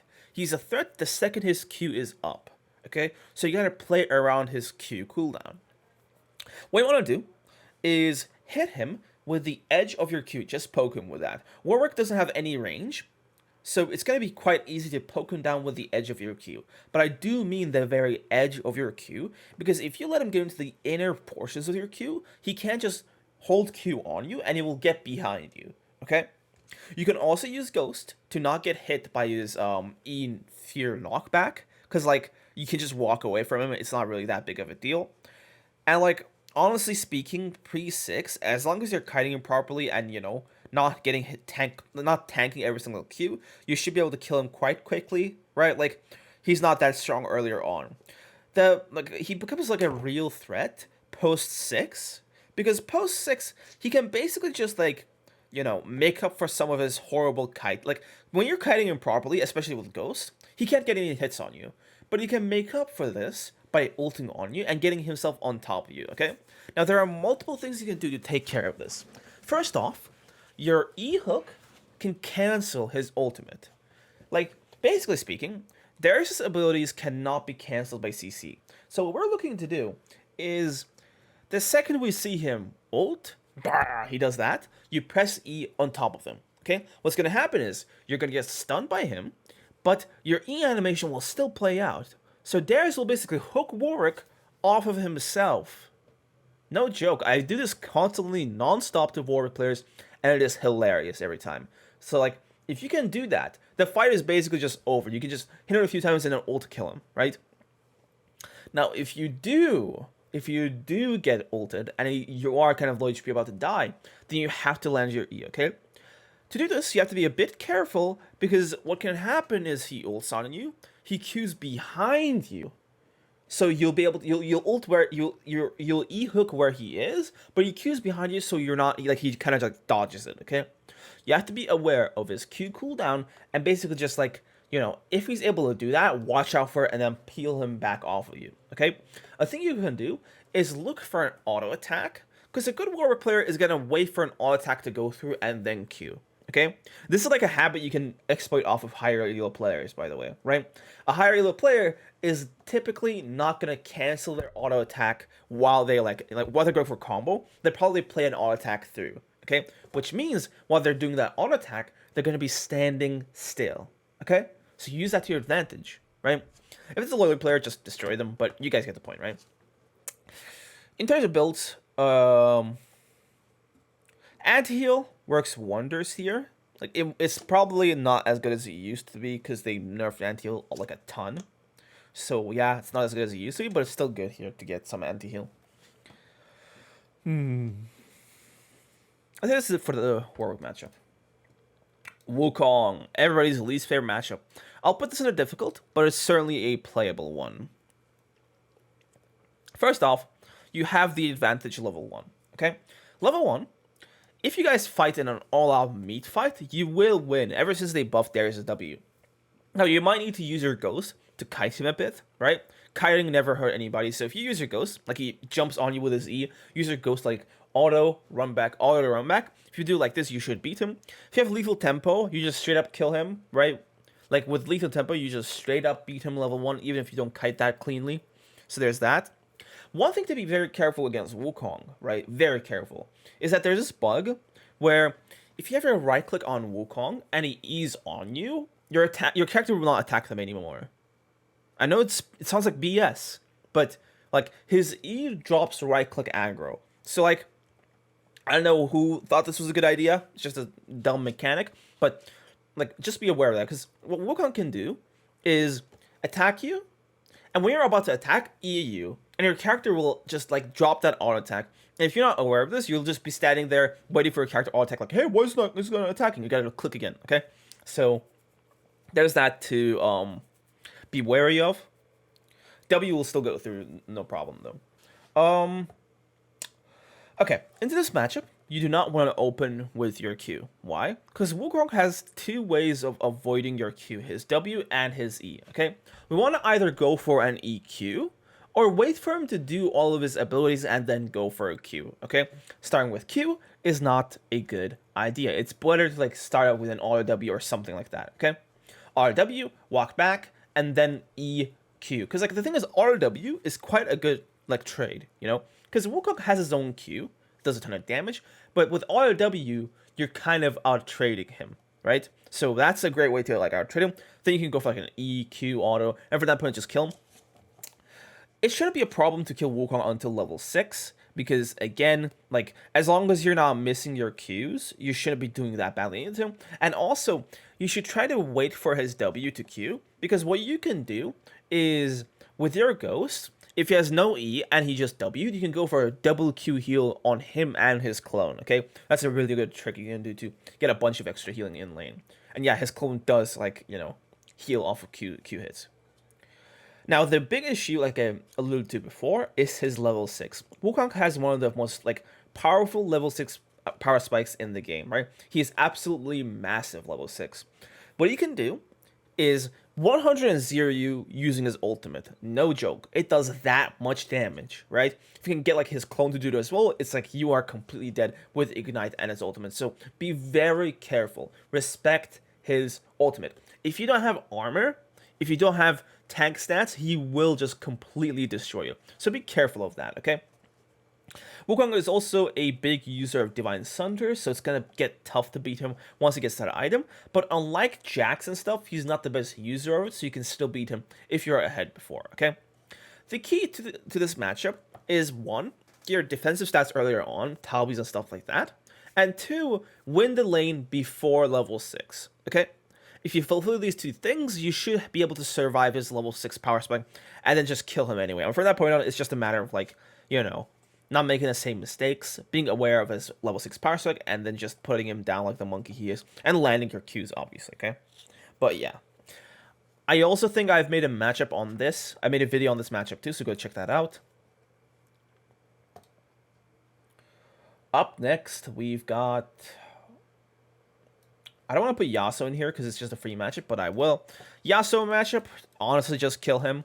The only time he can actually beat you is level 1 and level 2. Because level 1 and 2, Yasuo is actually stronger than Darius. 1, when they get lethal tempo, they just Q spam you, they will just straight kill you level 1. Okay, so be careful of that. And level 2, his E and Q are like bigger abilities for him than any 2 abilities you can get, right?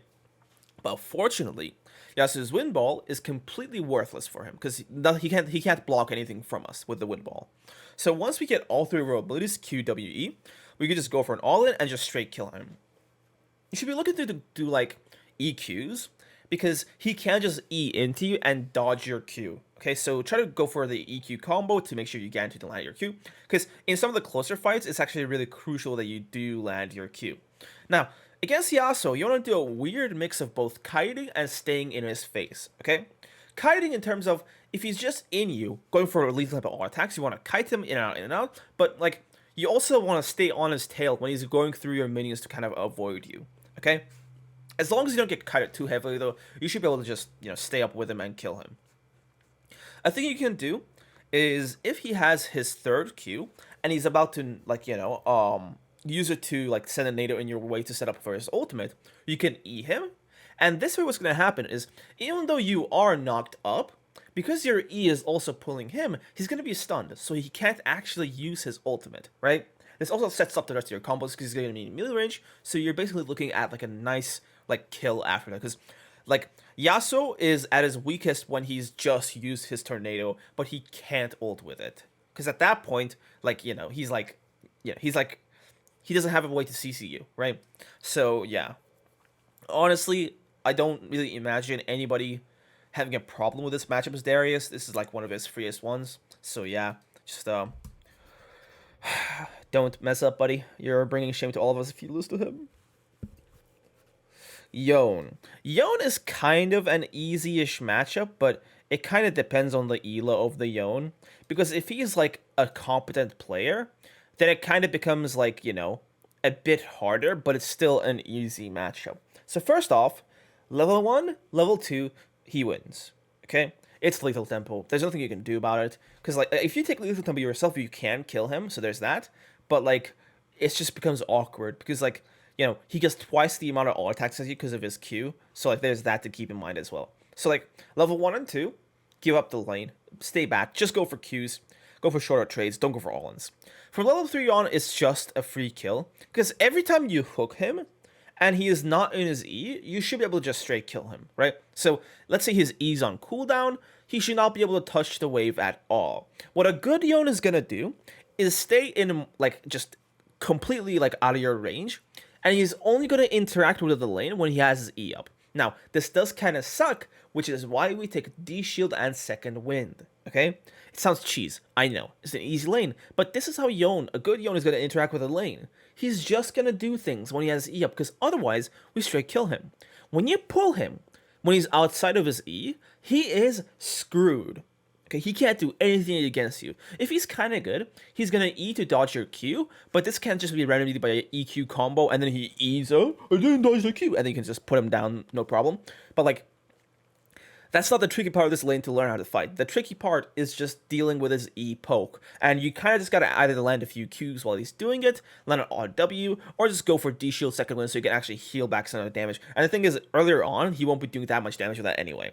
You're gonna want to set up a nice freeze, and off of this freeze you can build up a solid gold lead. This is one of those lanes where you gotta focus on building up a CS lead instead of just going for a brain dead kill lead, because if the Yone is a really good high level Yone, you're going to have to out CS him to beat him, because a high level Yone is going to be so slippery you're not going to be able to catch him, right? So it's a good Yone is not going to be easy to put down, but it's fine. We can't just play to our strength and get a big CS lead, okay?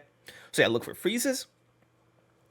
If he's stupid and just lets you get hooks on him when he's outside of his E, you can just go for a kill on him. It's no problem. You should try not to get hit by both his Q knockup and his ultimate knockup, because if you get hit by both of those, you get CC'd for long enough to the point where you can get off a lot of damage, and he can kind of just one-shot you out of nowhere, right? It's kind of annoying that a champion with all these strengths has CC, but it's just one of those Riot Games monstrosities where, they gotta overload a champion. But it is what it is, right? So it's don't get hit by all of his knockups together if you can, help it. But, if he's behind, then you shouldn't even worry at all. Yorick. I'll put Yorick in a difficult matchup because fundamentally Yorick does counter Darius. I might not be able to do justice to this matchup because it is a very much you see it kind of thing. I've done a very, very, very in-depth matchup guide on this one, so go look that up. It's really in-depth. It's really sick. But generally speaking, you kind of have to understand how Yorick works. And how he works is kind of like this, okay? So Yorick, just on his own, is super weak and he can't do anything. Yorick, with his Maiden and his ghouls, are a normal fight. But if he lands his E on top of you, he wins that fight. Okay? So what we want to do is avoid his E at all costs. That's the thing you gotta do. You can try to dodge it, you can try to flash it, whatever. Do not get hit by his E. That's the biggest priority, okay? If you avoid his E, you can basically just walk up to him and kill him. Because the E doesn't just make the minions get aggro on you, it makes them do extra damage to you. And when they don't have that extra E damage, the mark damage that the E puts your mark on you and the ghouls do extra damage because of the mark, when the extra mark damage is not there, he doesn't do enough to actually kill you. So you can just walk up to him and kill him if he misses his E. Now his cage is a bit difficult to deal with, but as long as he's pushed up enough, which most Yorick players are going to be, they're just perma pushed up, then you should be able to catch it to him and kill him anyway. And also, if you're fighting in melee range, it shouldn't be too difficult to just outmaneuver it, right? As long as you're on the move and he doesn't predict your movement that cleanly, you should be able to avoid it with just Ghost. But the thing with this matchup is that his W, the cage, I don't know which is, but Yorick's cage sets up his E. Because when you're stuck in that cage, it's easy to land the E. But his E, it lands on you, it slows you, and because you're slowed, it sets up his cage. So his two abilities that are key in defeating you set each other up. So, you're kind of in a difficult situation against him. Now, my personal trick, and I only do this if he's pushed up into me, is I'll try to get caught by his cage. Okay, I'll wait for him to cage me. I'll get inside of it. And the second he tosses his E on me, I'm going to flash on top of him. Okay? I'm going to flash on top of him, get out of the cage, avoid his E. And because I have Ghost, I'll be able to just follow through in the fight and just put him down later on. Okay? Even if he has, Flash himself, I'll be able to, still keep up with him and kill him eventually, right? So it's because of Ghost. So, that's my trick for dodging both things in one go. But you can't just dodge things normally like a human being if you keep an eye on how he throws them, because his model is one of those models that makes it like kind of obvious where exactly he's gonna toss it. Okay, as long as you're dodging it in the right direction, you should be able to avoid it. And the thing is, right, like I said, this is a more of a visual-ish matchup because it's all about dodging skill shots and stuff. So like, again, check out my video for an in-depth guide to this matchup. But yeah, there's nothing special you gotta build. You just have to play it properly. Okay, let me just do a one last look through all these champions to make sure I didn't miss anything.